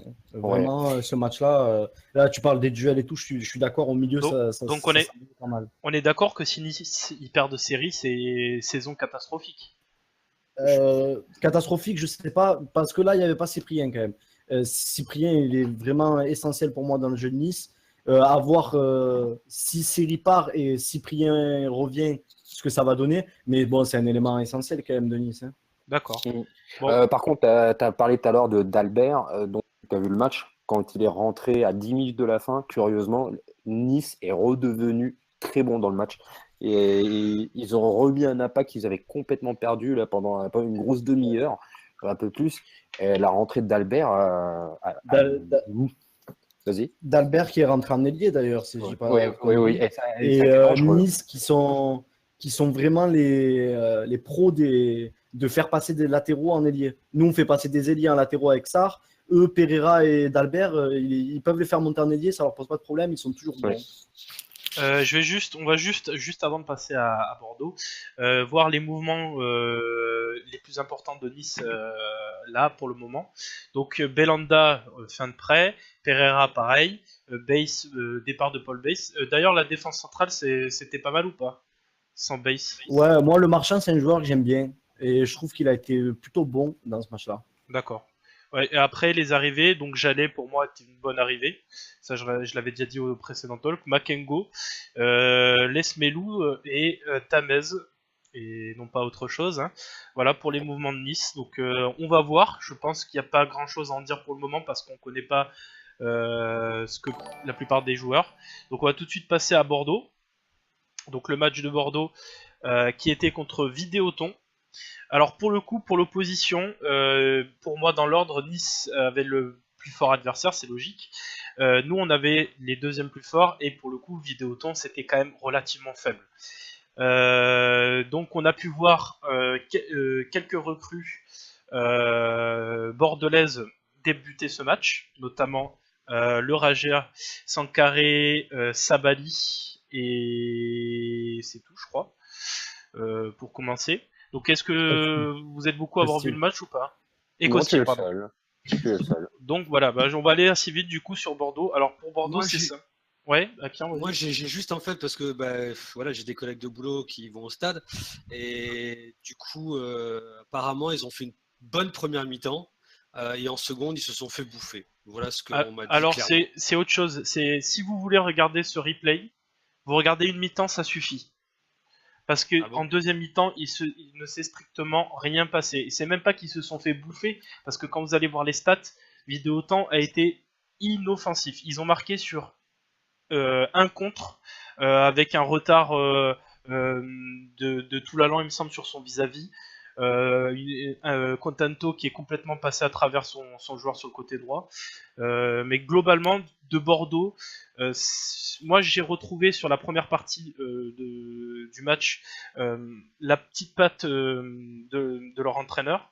Mais le problème, c'est que je sais pas s'il aura les joueurs cette année, alors c'est trop tôt, encore une fois pour le dire, pour proposer un jeu d'un palier au-dessus pour pouvoir aller chercher les places européennes encore la saison suivante.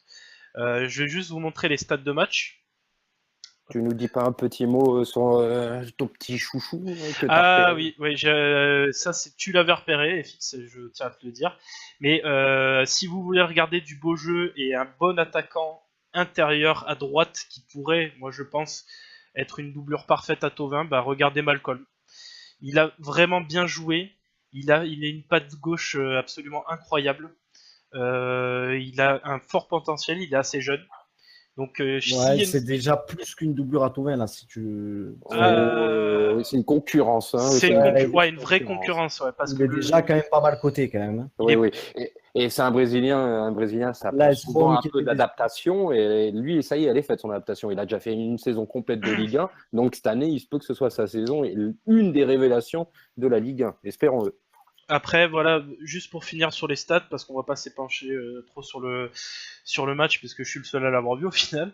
Donc c'est 62-38 de possession, ce qui vous indique que la domination a été écrasante quasiment tout le match.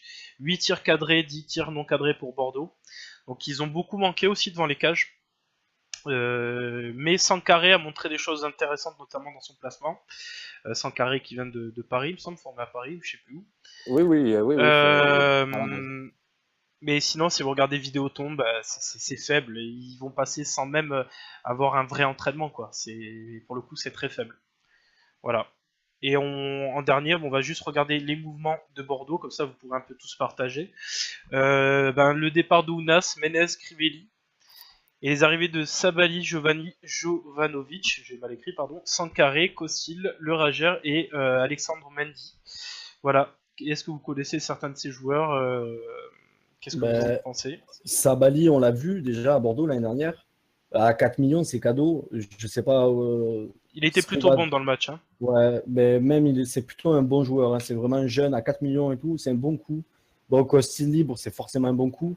Le reste, bon, on connaît moins. Bon, Sankaré, on connaît un peu. Mais pas grand-chose à dire à part que les départs, Ounas, il lâche une pépite pas chère, mais au final, il ne la faisait pas jouer. Menez, c'est la même chose. On peut se dire que c'est un joueur talentueux, mais il ne jouait plus. Et bon, Crivelli, bon, ouais, voilà. Ça va, ils s'en sortent bien sur leur départ. Et il faut voir ce que leur arrivée va donner. Mais eux, ils n'ont vraiment pas beaucoup dépensé pour les joueurs qui prennent. Costil, Sabali et tout, c'est plutôt intéressant. Ils ont fait une balance financière parfaite, si tu regardes bien. C'est plus ou moins équilibré. Et ils font un très bon recrutement avec Costil, par contre. Costil gratuit, ça c'est une très très bonne chose hein, quand même. Ouais. Je suis obligé de mettre une petite parenthèse là, mais Sanaouem nous sort un Sabali Nonda. D'accord, Sanaouem, tu sors. Non, mais pour ceux qui ne connaissent pas, Sanaouem, c'est Monsieur Calembour à 2 balles. Hein. Faut quand même le savoir. Ça. Voilà. Donc, on va passer cette partie. On va aborder donc la quatrième partie. On va récupérer tout le monde comme ça. Donc, quatrième partie qui sera au final assez courte parce que ça va être globalement ce que tout le monde pense, je pense. Pas forcément. Ça dépend. Quelle Ligue 1 pour la saison 2017-2018 ?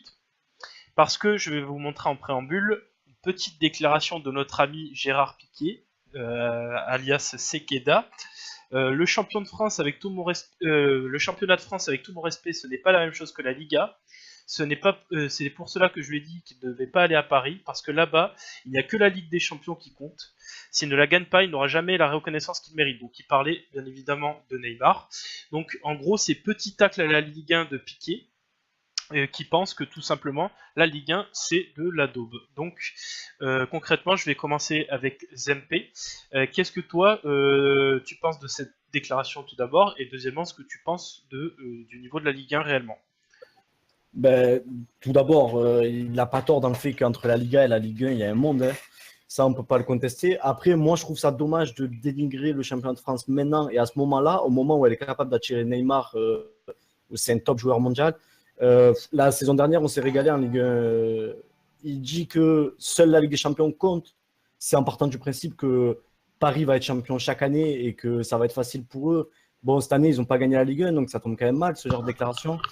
Après, ouais, bon, la Liga est au-dessus, ça, on ne peut pas le contester. Après, Neymar pourrait devenir une star de Ligue 1, avoir les top joueurs mondiaux dans des ligues différentes, c'est intéressant aussi.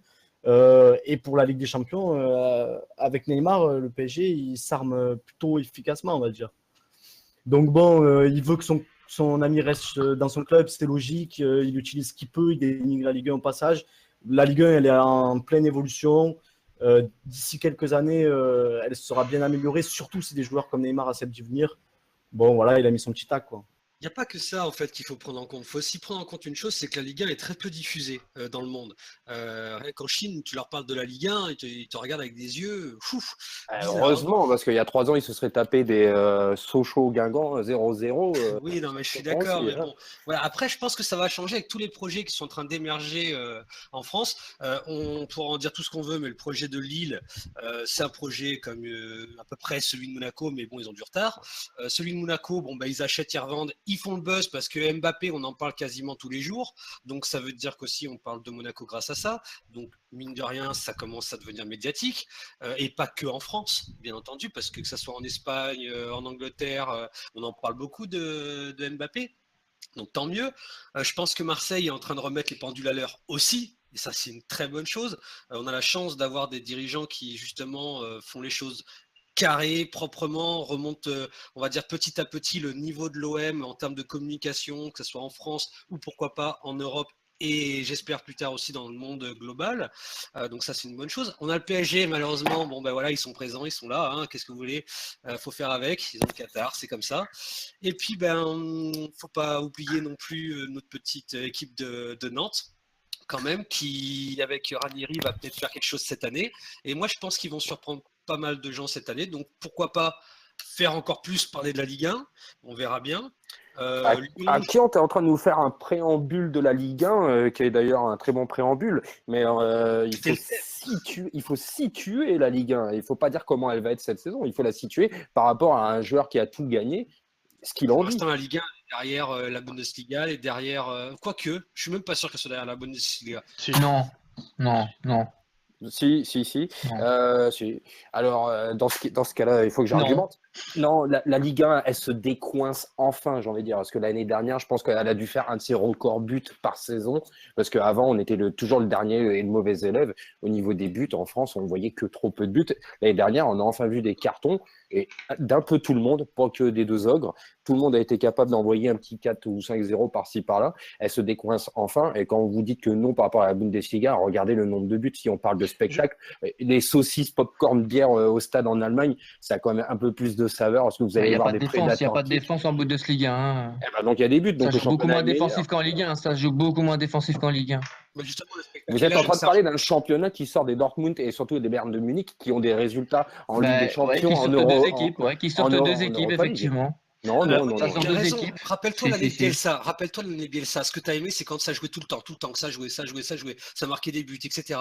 Et ben, Sergent, en fait, voilà, il arrive à me faire changer d'avis dans le sens où, oui, si jamais déjà dans le stade, tu es plus à l'aise qu'en France, parce qu'en France, faut voir comment on est parqué dans les stades, on n'a plus le droit de rien faire. Et donc, c'est un peu chiant. Et en plus de ça, si tu as du spectacle, par rapport en France où quand tu joues contre Metz, Dijon et tout le tralala et que les mecs passent leur temps à défendre, excuse-moi, le spectacle c'est chiant, c'est un attaque-défense quoi. Donc si, pour le coup, je donne raison à Sergent. Pour moi, pour l'instant, on est encore derrière de toute façon. Mais ça va changer, j'espère. Mais l'indice UEFA le prouve. On vient juste de repasser devant le Portugal uniquement et seulement. Et sachant que le championnat portugais, j'en ai une haute estime. Donc voilà, l'indice UEFA, on repasse devant un championnat qui pourtant a sorti historiquement des parcours européens bien meilleurs que nos équipes françaises. Donc je pense que le niveau de la Ligue 1 se situe juste en dessous du Portugal historiquement et on espère qu'on peut inverser cette histoire, mais pas par Paris. Ça c'est Marseille, une deuxième coupe d'Europe, une troisième, une quatrième. Je vais juste reprendre la parole deux secondes. Il y a un petit commentaire dans le chat qui m'a interpellé, c'est Mousticopathe qui a dit la Ligue 1 c'est comme la Chine ou le golf, si tu surpayes pas, personne ne vient. Est-ce que c'est pas finalement résumé à ce qui se passe en ce moment actuellement en Ligue 1 ? Oui et non.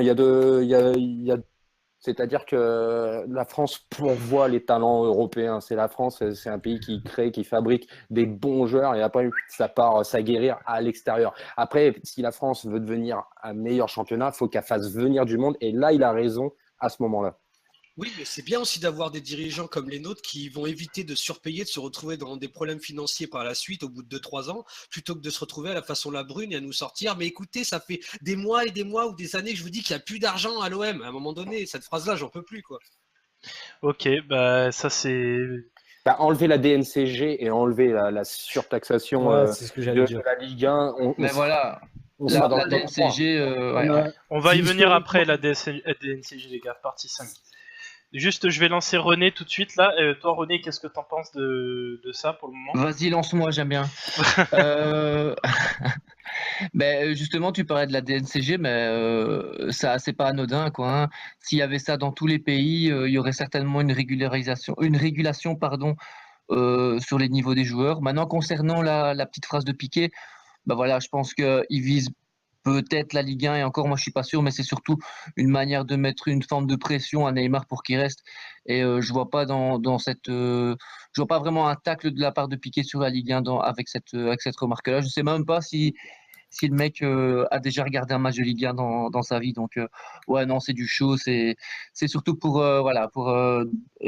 inciter son pote brésilien à rester chez lui. Finalement, il a craint même la Ligue 1 s'il sort cette phrase-là, parce qu'il ne voudrait pas que justement un joueur tel que Neymar parte dans ce championnat-là. Donc du coup, il est obligé de dénigrer. Il craint surtout la puissance financière. Il craint surtout la puissance financière de Paris. Hein.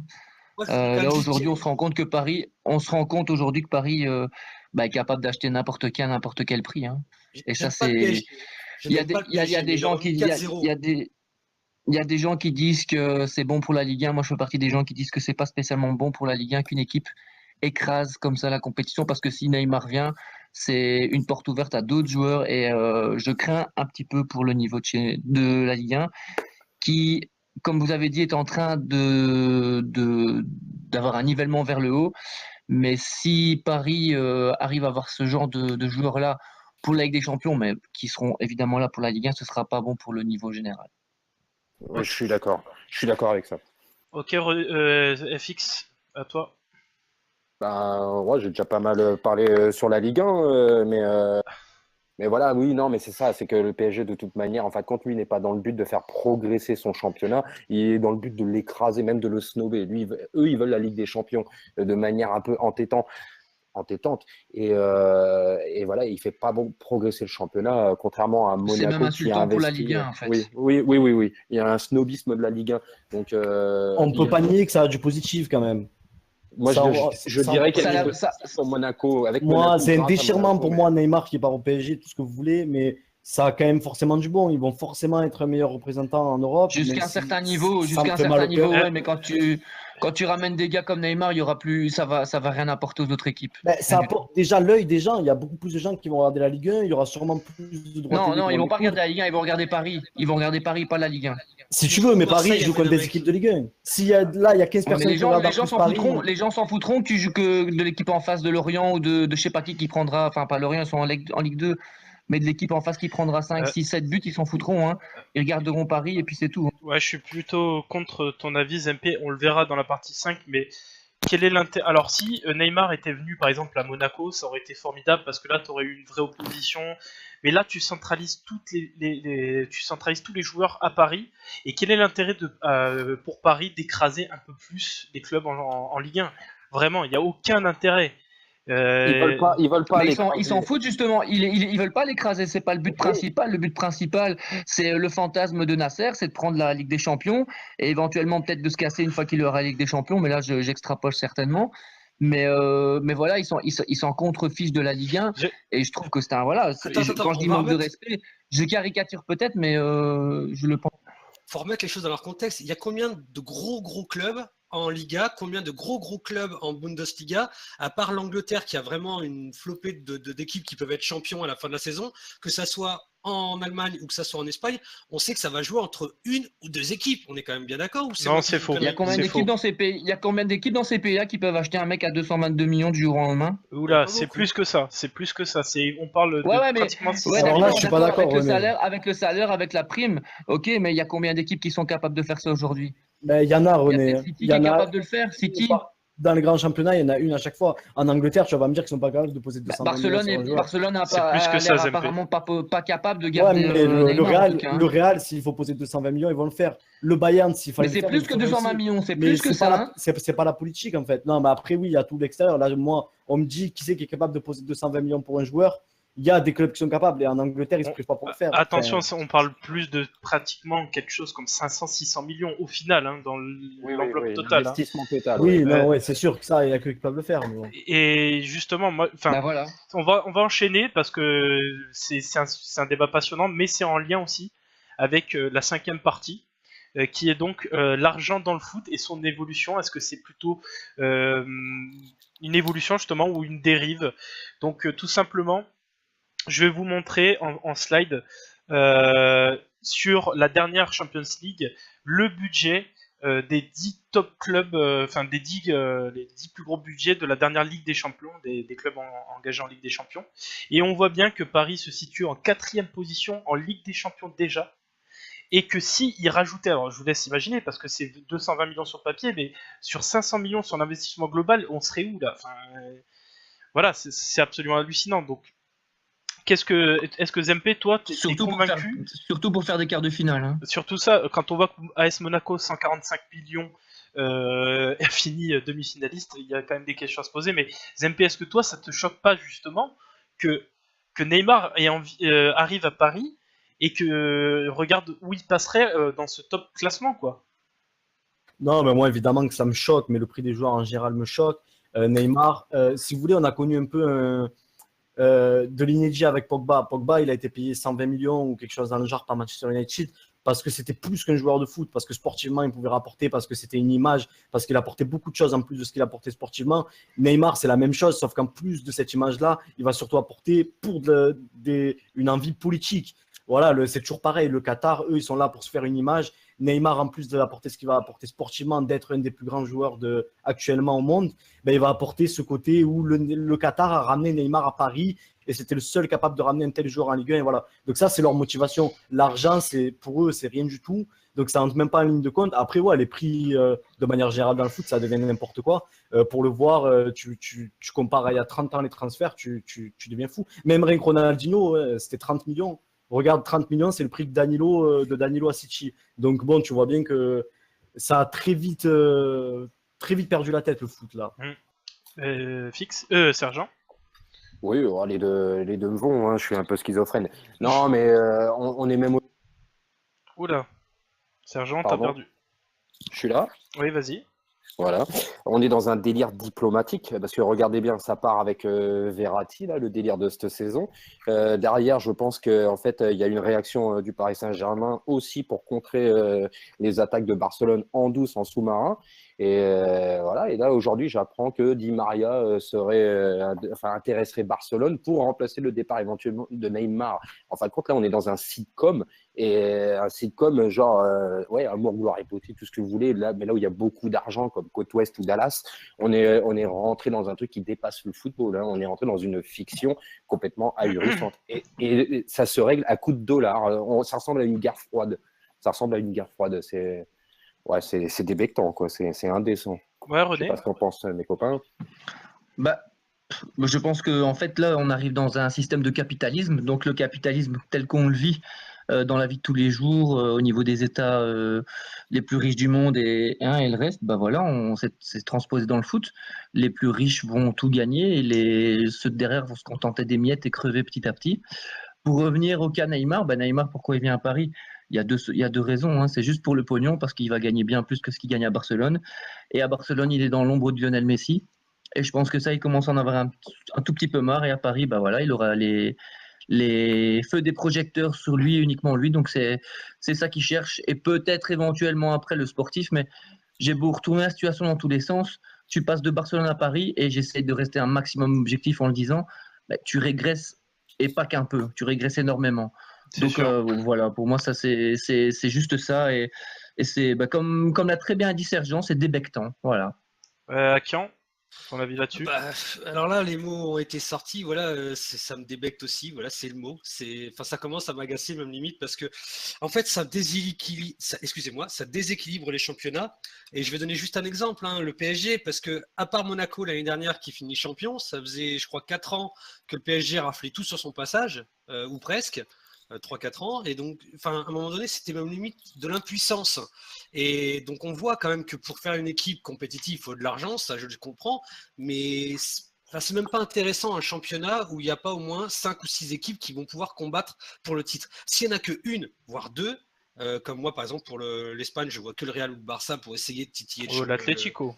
L'Atlético si tu veux, mais je les vois pas encore mais pourquoi pas, j'aime beaucoup l'Atlético, donc je préfère d'ailleurs, mais je les vois pas encore au niveau du Barça et au niveau du Real, mais bon, c'est pareil en Bundesliga où il y a justement le Bayern qui est avec Dortmund qui sont quand même au-dessus, puis après ça freine un peu, quoi. Bref, en Italie il y a un peu plus d'équipes, il y en avait plus à l'époque, maintenant ça va revenir avec le Milan, j'espère que l'Inter va revenir, la Juve, la Lazio, tout ça, j'aimerais bien que ça, la Roma, voilà, tout ça fasse quelque chose. En Angleterre on a quand même beaucoup d'équipes aussi, et en France là pendant ces dernières années on a eu Paris.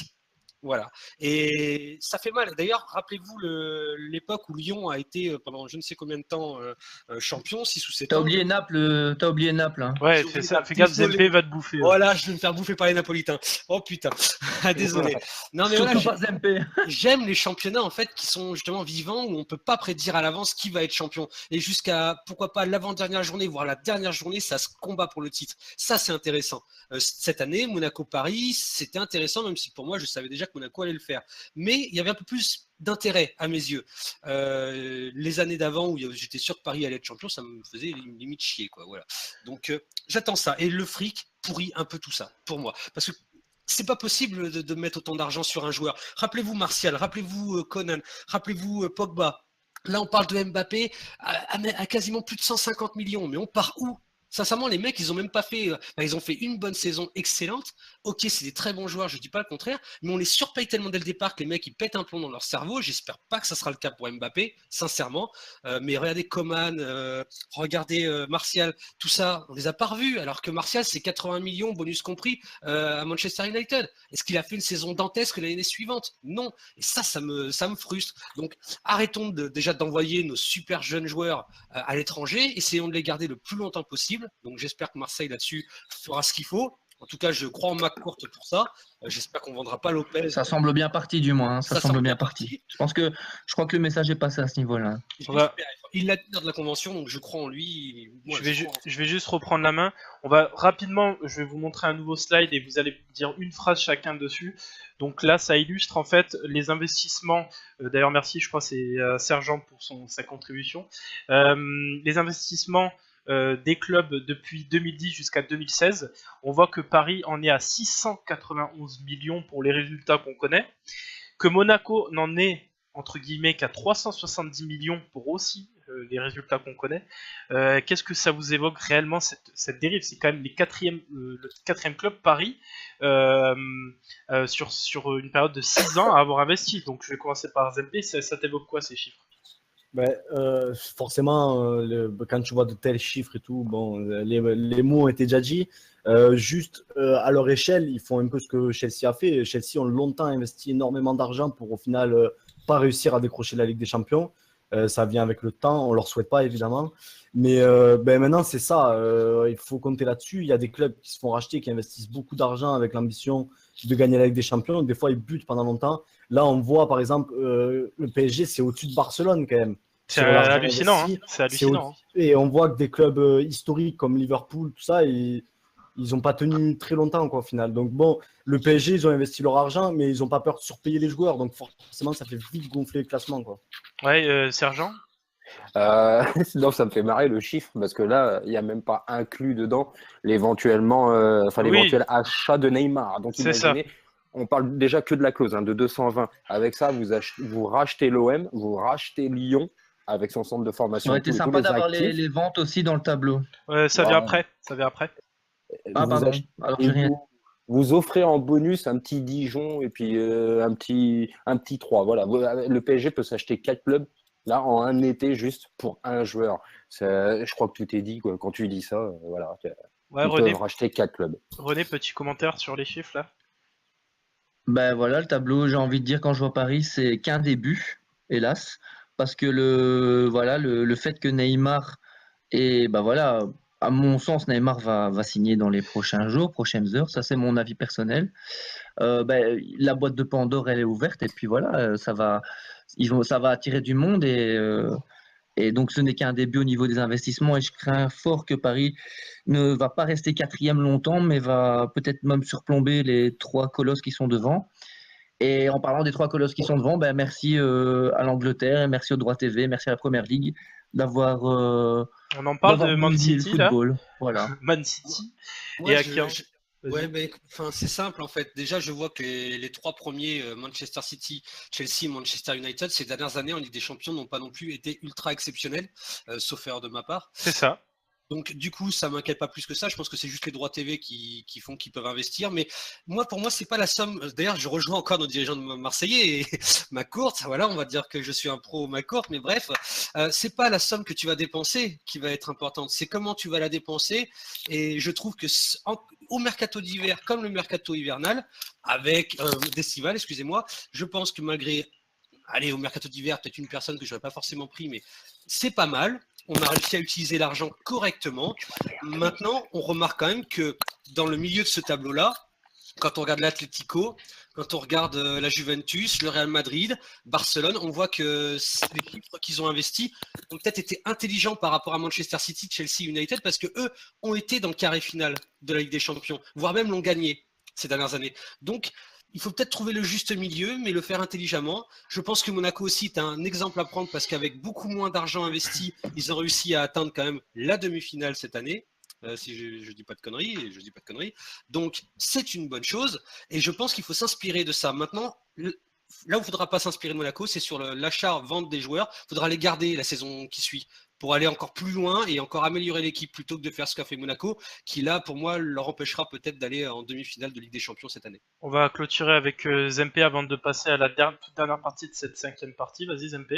Ouais, je voulais juste dire un truc. C'est intéressant quand on regarde l'argent investi des clubs tremplins qui valorisent des jeunes talents ou qui les forment. Je pense à Dortmund, Napoli, Roma, tout ça. On voit l'argent qui réinvestissent de leur vente. Et il y a quand même toujours un gouffre avec les clubs comme le PSG, City qui ont été rachetés, alors que c'est des travails depuis des années et qui ne portent pas leurs fruits. Enfin, voilà, c'est un peu dégoûtant quand on voit des chiffres comme ça. Alors, un petit mot sur le Bayern vite fait parce que Vas-y. il est vite fait, il est bas au classement. C'est pour ça que vous m'entendiez chuchoter d'ailleurs parce que je voulais en parler du Bayern. Mais voilà, la somme la plus folle, ils viennent seulement de l'atteindre avec 40 millions. Bon, c'est sur Tolisso, mais ça je vais pas revenir dessus. Mais enfin, le modèle économique allemand, voilà, ce serait bien que tout le monde parce que c'est un club qui attire. Hein. Et que ça devienne une norme. Tout le football allemand, vous ne pouvez pas accéder à la Bundesliga si vous n'avez pas de centre de formation. C'est obligatoire. Le football allemand se révolutionne et franchement, c'est le modèle. Et ça serait bien que si un jour il y avait une sorte de police européenne, donc une DNCG, ça serait bien qu'effectivement on fasse exactement comme les Allemands. Ils sont même au-delà du fair play financier. Voilà, je voulais juste dire un petit mot sur le modèle allemand, qui est un bon championnat. On va enchaîner juste sur le dernier slide qui, pour moi, en préparant ce talk, m'a choqué. Parce que du point de vue de la plupart des journalistes mainstream, Paris est un moteur formidable pour la Ligue 1. Paris attirer Neymar, ça ne pourrait que conforter la Ligue 1 en l'attirant vers le haut. Et moi, je constate une chose, en ayant préparé ce talk, c'est que si vous regardez à droite et à gauche, donc où a acheté les joueurs Paris et où a acheté leurs joueurs Monaco, on voit Monaco qui a investi énormément en France, donc qui a filé de l'argent à des clubs français, qui au final des joueurs qui ont très bien marché, voire explosé, et derrière ils font une plus-value là-dessus. Ils ont énormément prêté de joueurs en Ligue 1 pour les bonifier pour eux, mais ça aide aussi le club dans lequel ils ont prêté. Et surtout, c'est ce qu'on avait eu un débat en off entre nous. Il y a quelques-uns de ces joueurs de Monaco qui ont été ensuite en fin de contrat ou qui sont partis dans d'autres clubs de Ligue 1. Donc qui a bonifié la Ligue 1, contrairement à Paris, qui ont très peu acheté au final en Ligue 1, qui ont très peu prêté en Ligue 1, qui ont très peu vendu en Ligue 1. Et du coup, est-ce que le réel moteur de la Ligue 1, c'est pas Monaco, réellement? Si, mais est-ce qu'on peut pas se dire aussi que s'il y a eu un investisseur à Monaco, c'est en partie parce qu'il y en a eu un au PSG? Je ne pense pas. Moi, c'est la réflexion que j'avais eue aussi avant le talk. Monaco, ils étaient en Ligue 2. Les Russes se sont payés, on va dire, le rocher, si tu vois ce que je veux dire. Rien à voir avec Paris. Marseille, peut-être. Marseille, peut-être, par rapport à Paris. Mais Monaco, ça met c'est quand même sûr le que projecteur sur la Ligue, quoi. Après, peut-être que Monaco, c'est différent parce que bon, il y a l'histoire des impôts, etc., etc. Mais c'est vrai qu'ils apportent beaucoup plus à la Ligue 1 que le PSG. Mais je pense que c'est un tout. Chacun à sa façon. Même si Monaco, c'est beaucoup plus que Paris, chacun participe. Et plus on a d'équipes compétitives, mieux ça sera d'un côté. Moi, je maintiens toujours l'exemple de Lyon. Jean-Michel Aulas investissait en France, surpayait en France. Du coup, les adversaires se renforçaient avec une bonne rentrée d'argent. Ça élevait un petit peu le niveau de la Ligue 1. Donc, Lyon avait de l'adversité pour s'élever également. Ce que Monaco fait et fait très bien. Paris, eux, ne veulent pas renforcer leur championnat. Il ne faut pas qu'ils s'étonnent d'avoir des désillusions sur des matchs abordables face à des gros. Parce que justement, ils n'arrivent plus à élever leur niveau, parce qu'ils ne savent pas renforcer leur championnat, ils ne trouvent pas l'adversité, ils ne savent même pas c'est quoi finalement une montée en intensité, et ils se font toujours piéger là-dessus. Monaco, c'est peut-être parce qu'ils étaient un peu moins forts que Paris sur le papier, qu'ils ont été finalement plus forts tout du long, parce qu'ils avaient une vraie adversité, et ils ont su comment il fallait s'arracher. Mais voilà, et Lyon n'a pas fait une hégémonie par hasard, c'est parce qu'ils avaient exactement compris ce système de renforcer son propre championnat, et ça marche dans tous les sports du monde. Et pour ceux qui nous écoutent, quand tu fais un sport, il vaut mieux affronter une bonne équipe, une très bonne équipe ou un bon adversaire plutôt qu'un match soi-disant dit facile où tu ne progresses pas. Voilà. Ouais, c'est ça. Kian, toi, pour finir cette partie et passer à la partie question-réponse. Concernant Paris, j'ai même pas envie d'en parler. Sincèrement, je m'en tape le coquillage. Par contre, Monaco, il y a des choses que j'aime bien. Voilà, dans cette affaire, ils ont beaucoup de jeunes. Ils prêtent beaucoup, très bien. Maintenant, je trouve que ce qu'ils vendent, comme joueurs, c'est des joueurs importants et qu'il fallait peut-être les garder une saison de plus, voire 2. Et je comprends pas. Et sur ce principe-là, on n'arrivera pas à me faire changer d'avis. Alors certes, c'est le bon moment d'en tirer le meilleur profit. Ok, il n'y a pas de problème. Benjamin Mendy, tout ça, il n'y a pas de problème, c'est le moment. On en tire une bonne plus-value. Mais est-ce que l'année prochaine, ils vont réussir à faire le même parcours? Est-ce qu'en les gardant 1 an ou 2 ans de plus, ils n'iraient pas la gagner, cette Ligue des Champions? On a dit que C'est pas leur but. c'est pas leur but, ils fonctionnent sur un cycle de 3-4 ans, comme l'avait dit Sergent la dernière fois. Leur but, c'est de faire des saisons pas trop mal, tous les 3-4 ans, avec des jeunes qu'ils auraient récupérés soit dans les clubs, soit en les ayant formés. Mais c'est pas leur but. C'est pas. Ça m'intéresse pas. Enfin, c'est bien pour la Ligue 1 s'ils prêtent leurs joueurs, c'est bien pour les équipes qui vont récupérer leurs joueurs au top, parce qu'un Benjamin Qui Mendy. les achètent. les achètent. L'argent est investi en France aussi. Oui, bah s'ils le font à chaque fois. Moi, je dis pas toujours parce qu'il y a des fois ils achètent aussi ailleurs. Ah bah c'est sûr, c'est sûr. Voilà, donc. Mais moi, je préfère un projet où on va viser d'aller gagner la Ligue des Champions et qu'on garde nos joueurs au moins jusqu'à temps d'arriver à un bon objectif et régresser par le bas pour acheter. C'est vrai. Je préfère ça. C'est vrai qu'on taille Paris, mais en finale, eux, ils essayent quand même de gagner quelque chose. Ouais, mais c'est pour le symbole. C'est pour le symbole. Moi, D'accord, mais ils essayent quand même de gagner quelque chose. Monaco le dit le dit pas clairement, mais on le voit par leur comportement en vendant tous leurs meilleurs éléments. Et j'ai l'impression que c'est pas fini. Bah voilà, on veut faire de l'argent et puis l'année prochaine, on croise les doigts que la sauce reprenne aussi bien. Mais je pense que vous allez être déçus avec la fournée précédente, quoi.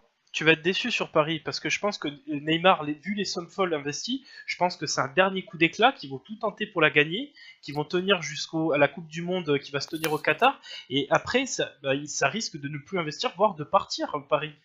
Ah non, au contraire, je serais pas déçu, au contraire, hein. S'ils se cassent, je suis content. C'est en 2022 la Coupe du Monde, hein. C'est en 2022 quand même. Tu imagines d'ici là, avec un joueur comme Neymar, ils ont quand même une équipe hyper compétitive, ce qu'ils peuvent faire. Moi, ça me fait peur en tout cas. Ouais, non, mais c'est le dernier coup d'éclat. Il n'y aura pas que Neymar, hein, Zempé, à mon avis. Si tu attires Neymar, tu peux encore en attirer derrière. Hein. Un petit Neymar vient, c'est un gouffre financier. Donc déjà, je peux pas trop en parler parce que je sais qu'on fonctionne que sur ce qu'on sait réellement. On peut pas trop parler des infos rumeurs, mais le coup de Neymar, je suis pas fan du tout. Enfin, vu comment c'est en train de se dérouler, pas fan du tout. Ok, on va passer il y aurait encore beaucoup de choses à dire, mais on est sur un talk d'1h30 à peu près, on dépasse un petit peu, on va passer à la dernière partie, donc à savoir le quiz qu'on vous a préparé et les petites questions auditeurs. Donc je vais vous afficher à l'écran donc une photo. Est-ce que vous saurez me dire, les gars, qui est ce joueur dans le chat? Et sinon je vous donne des petits indices. Attention, il faut nommer le quiz. Hein. C'est le quiz Sana OM. Hein. C'est le quiz Sana OM avec son petit hashtag en bas à droite. Merci à lui d'ailleurs. Je crois qu'il est dans le chat. Kalish répond Domoro. Bah c'est ça, c'est Cyril Domoro qui a été stopper lors de la saison entre la saison 97 et 99 à l'OM. Voilà, donc Sergent, est-ce que tu peux nous dire quelque chose là-dessus? Dans l'ombre du magnifique Laurent Blanc, mais c'était un joueur précieux.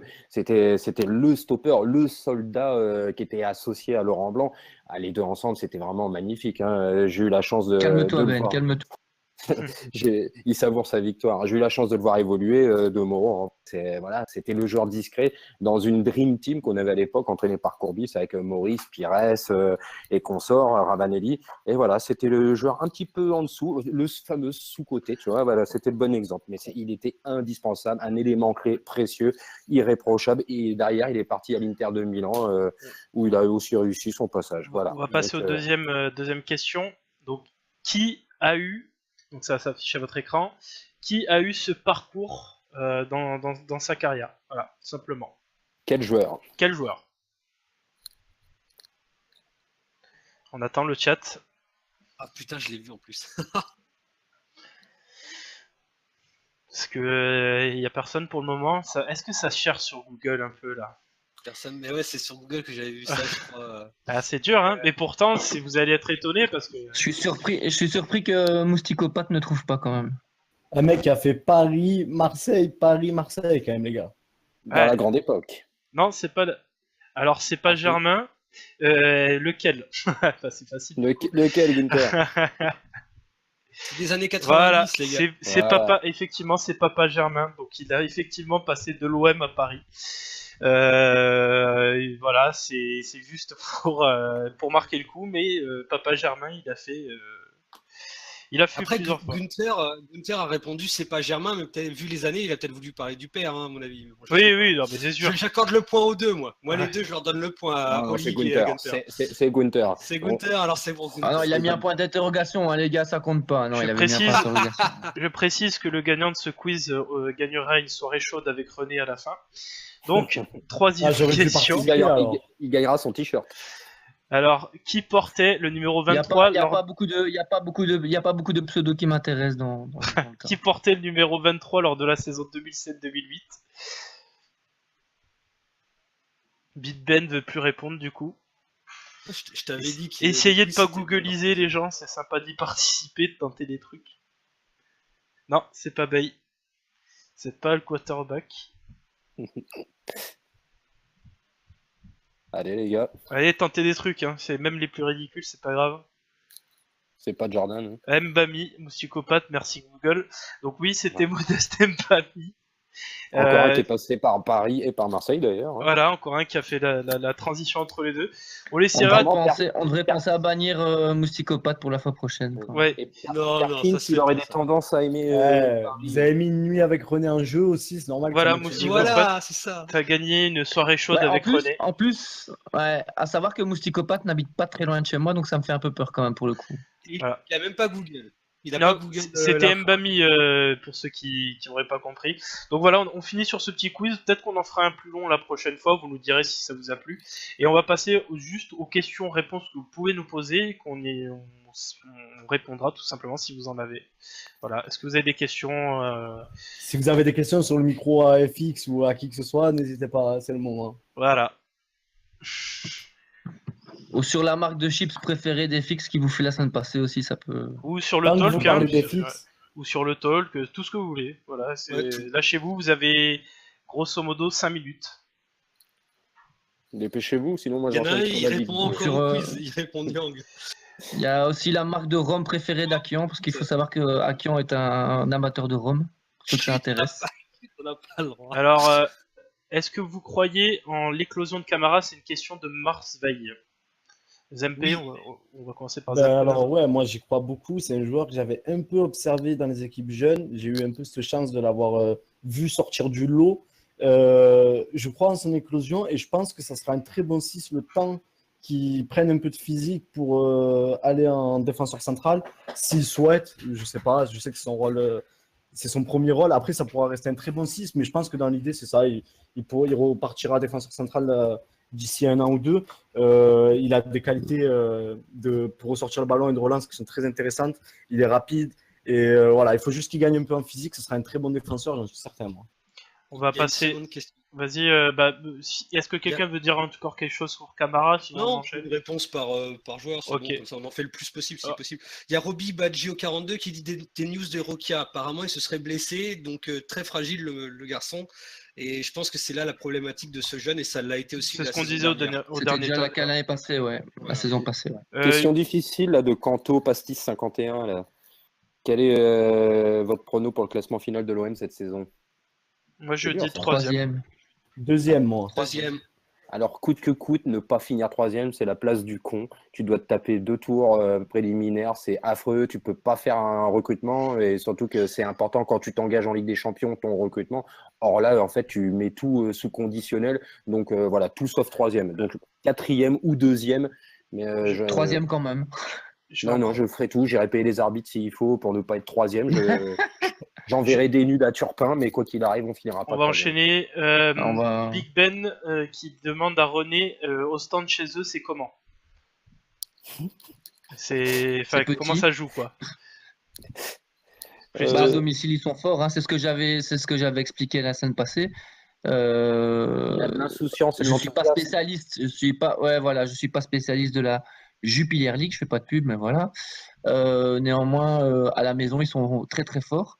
Ils ont battu les entre guillemets cadors du championnat belge, c'est-à-dire la Gantoise, Bruges, Genk, qui ont quand même fait des très jolis parcours en Europa League.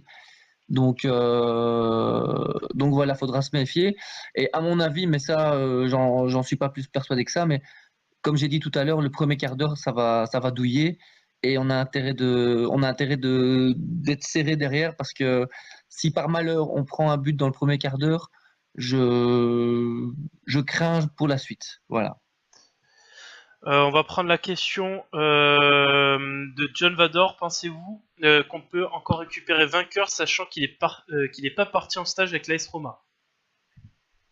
Moi, Non. je pense qu'on peut le récupérer, mais le problème, c'est que c'est plus parti pour qu'il aille en première ligue ou en Turquie. Il a un gros Ouais, je crois salaire, que- en fait. Et, Je crois que si on était intéressé, on l'aurait pris depuis longtemps. Oui. ouais, J'y ai pensé aujourd'hui, mais finalement, on va revenir sur ce qu'on n'a pas arrêté de se dire hier avec Julien. Mine de rien, il y a la carte Zambo, et peut-être qu'hier, Zambo aurait fait du bien pour faire le lien qui manquait entre la défense et la partie créative. Voilà. Question de Gunther Enyo. Vous pensez que Pelé va jouer les matchs de coupe? Petite réponse Moi, je vais rapide. répondre. Oui. En fait, c'est pas je pense, c'est j'espère. J'espère que Garcia sera intelligent pour lui laisser au moins une coupe titulaire tout le long. Je pense qu'il aura les Et deux, ce moi. serait humain, ce serait beau. Je trouve que ce serait un beau geste. Même s'il n'y a pas beaucoup d'humains dans le foot, je trouve que ce serait sympa. On va finir sur deux questions. Donc désolé pour les autres, on n'aura pas le temps de toutes les prendre. Vous voyez qui comme relégable cette saison? Une question de mousticopathe. J'ai pas regardé. Alors là, bonne question. Amiens, Lyon, Paris-Bordeaux. Non. Amiens, Amiens, ouais. Zempe. 3. Strasbourg. Non, non, mais je suis. Putain, non, laisse tomber, Strasbourg, je crois pas, non. faut que j'arrête le run, tu vois, le run. Et Angers. Lille. Et bon, bah voilà, concrètement. Et la dernière question pour Stiglitz ce soir. S'il y a 3 joueurs à vendre à l'OM, c'est lesquels que vous vendriez? Voilà. Moi, je vendrai au Campos déjà. Est-ce que je peux donner la réponse des fixes en off? Vas-y. Evra, Evra, Evra. Oui, parfait. Ok, bah voilà, bah on va finir sur ça parce que ça fait déjà 1h30, 1h40 de talk et il faut qu'on en garde un peu sur le pied pour le prochain talk. En tout cas, on vous remercie de nous avoir suivis ce soir et on espère que ça vous plaît. On espère qu'on fait du bon boulot parce qu'on y met vraiment beaucoup de cœur à le faire, même si tout n'est pas parfait. Ça va s'améliorer au cours des semaines, vous inquiétez pas. Et on espère vous retrouver nombreux. Vous pouvez aussi revisionner le talk sous forme de replay, on le linkera sur Twitter. Et on va tous vous souhaiter une bonne soirée pour ce soir. Et bah voilà, à la prochaine fois. Donc salut à tous. Salut Salut à tout le monde. tous. Bye bye. Salut. Bonne soirée à tous. À bientôt.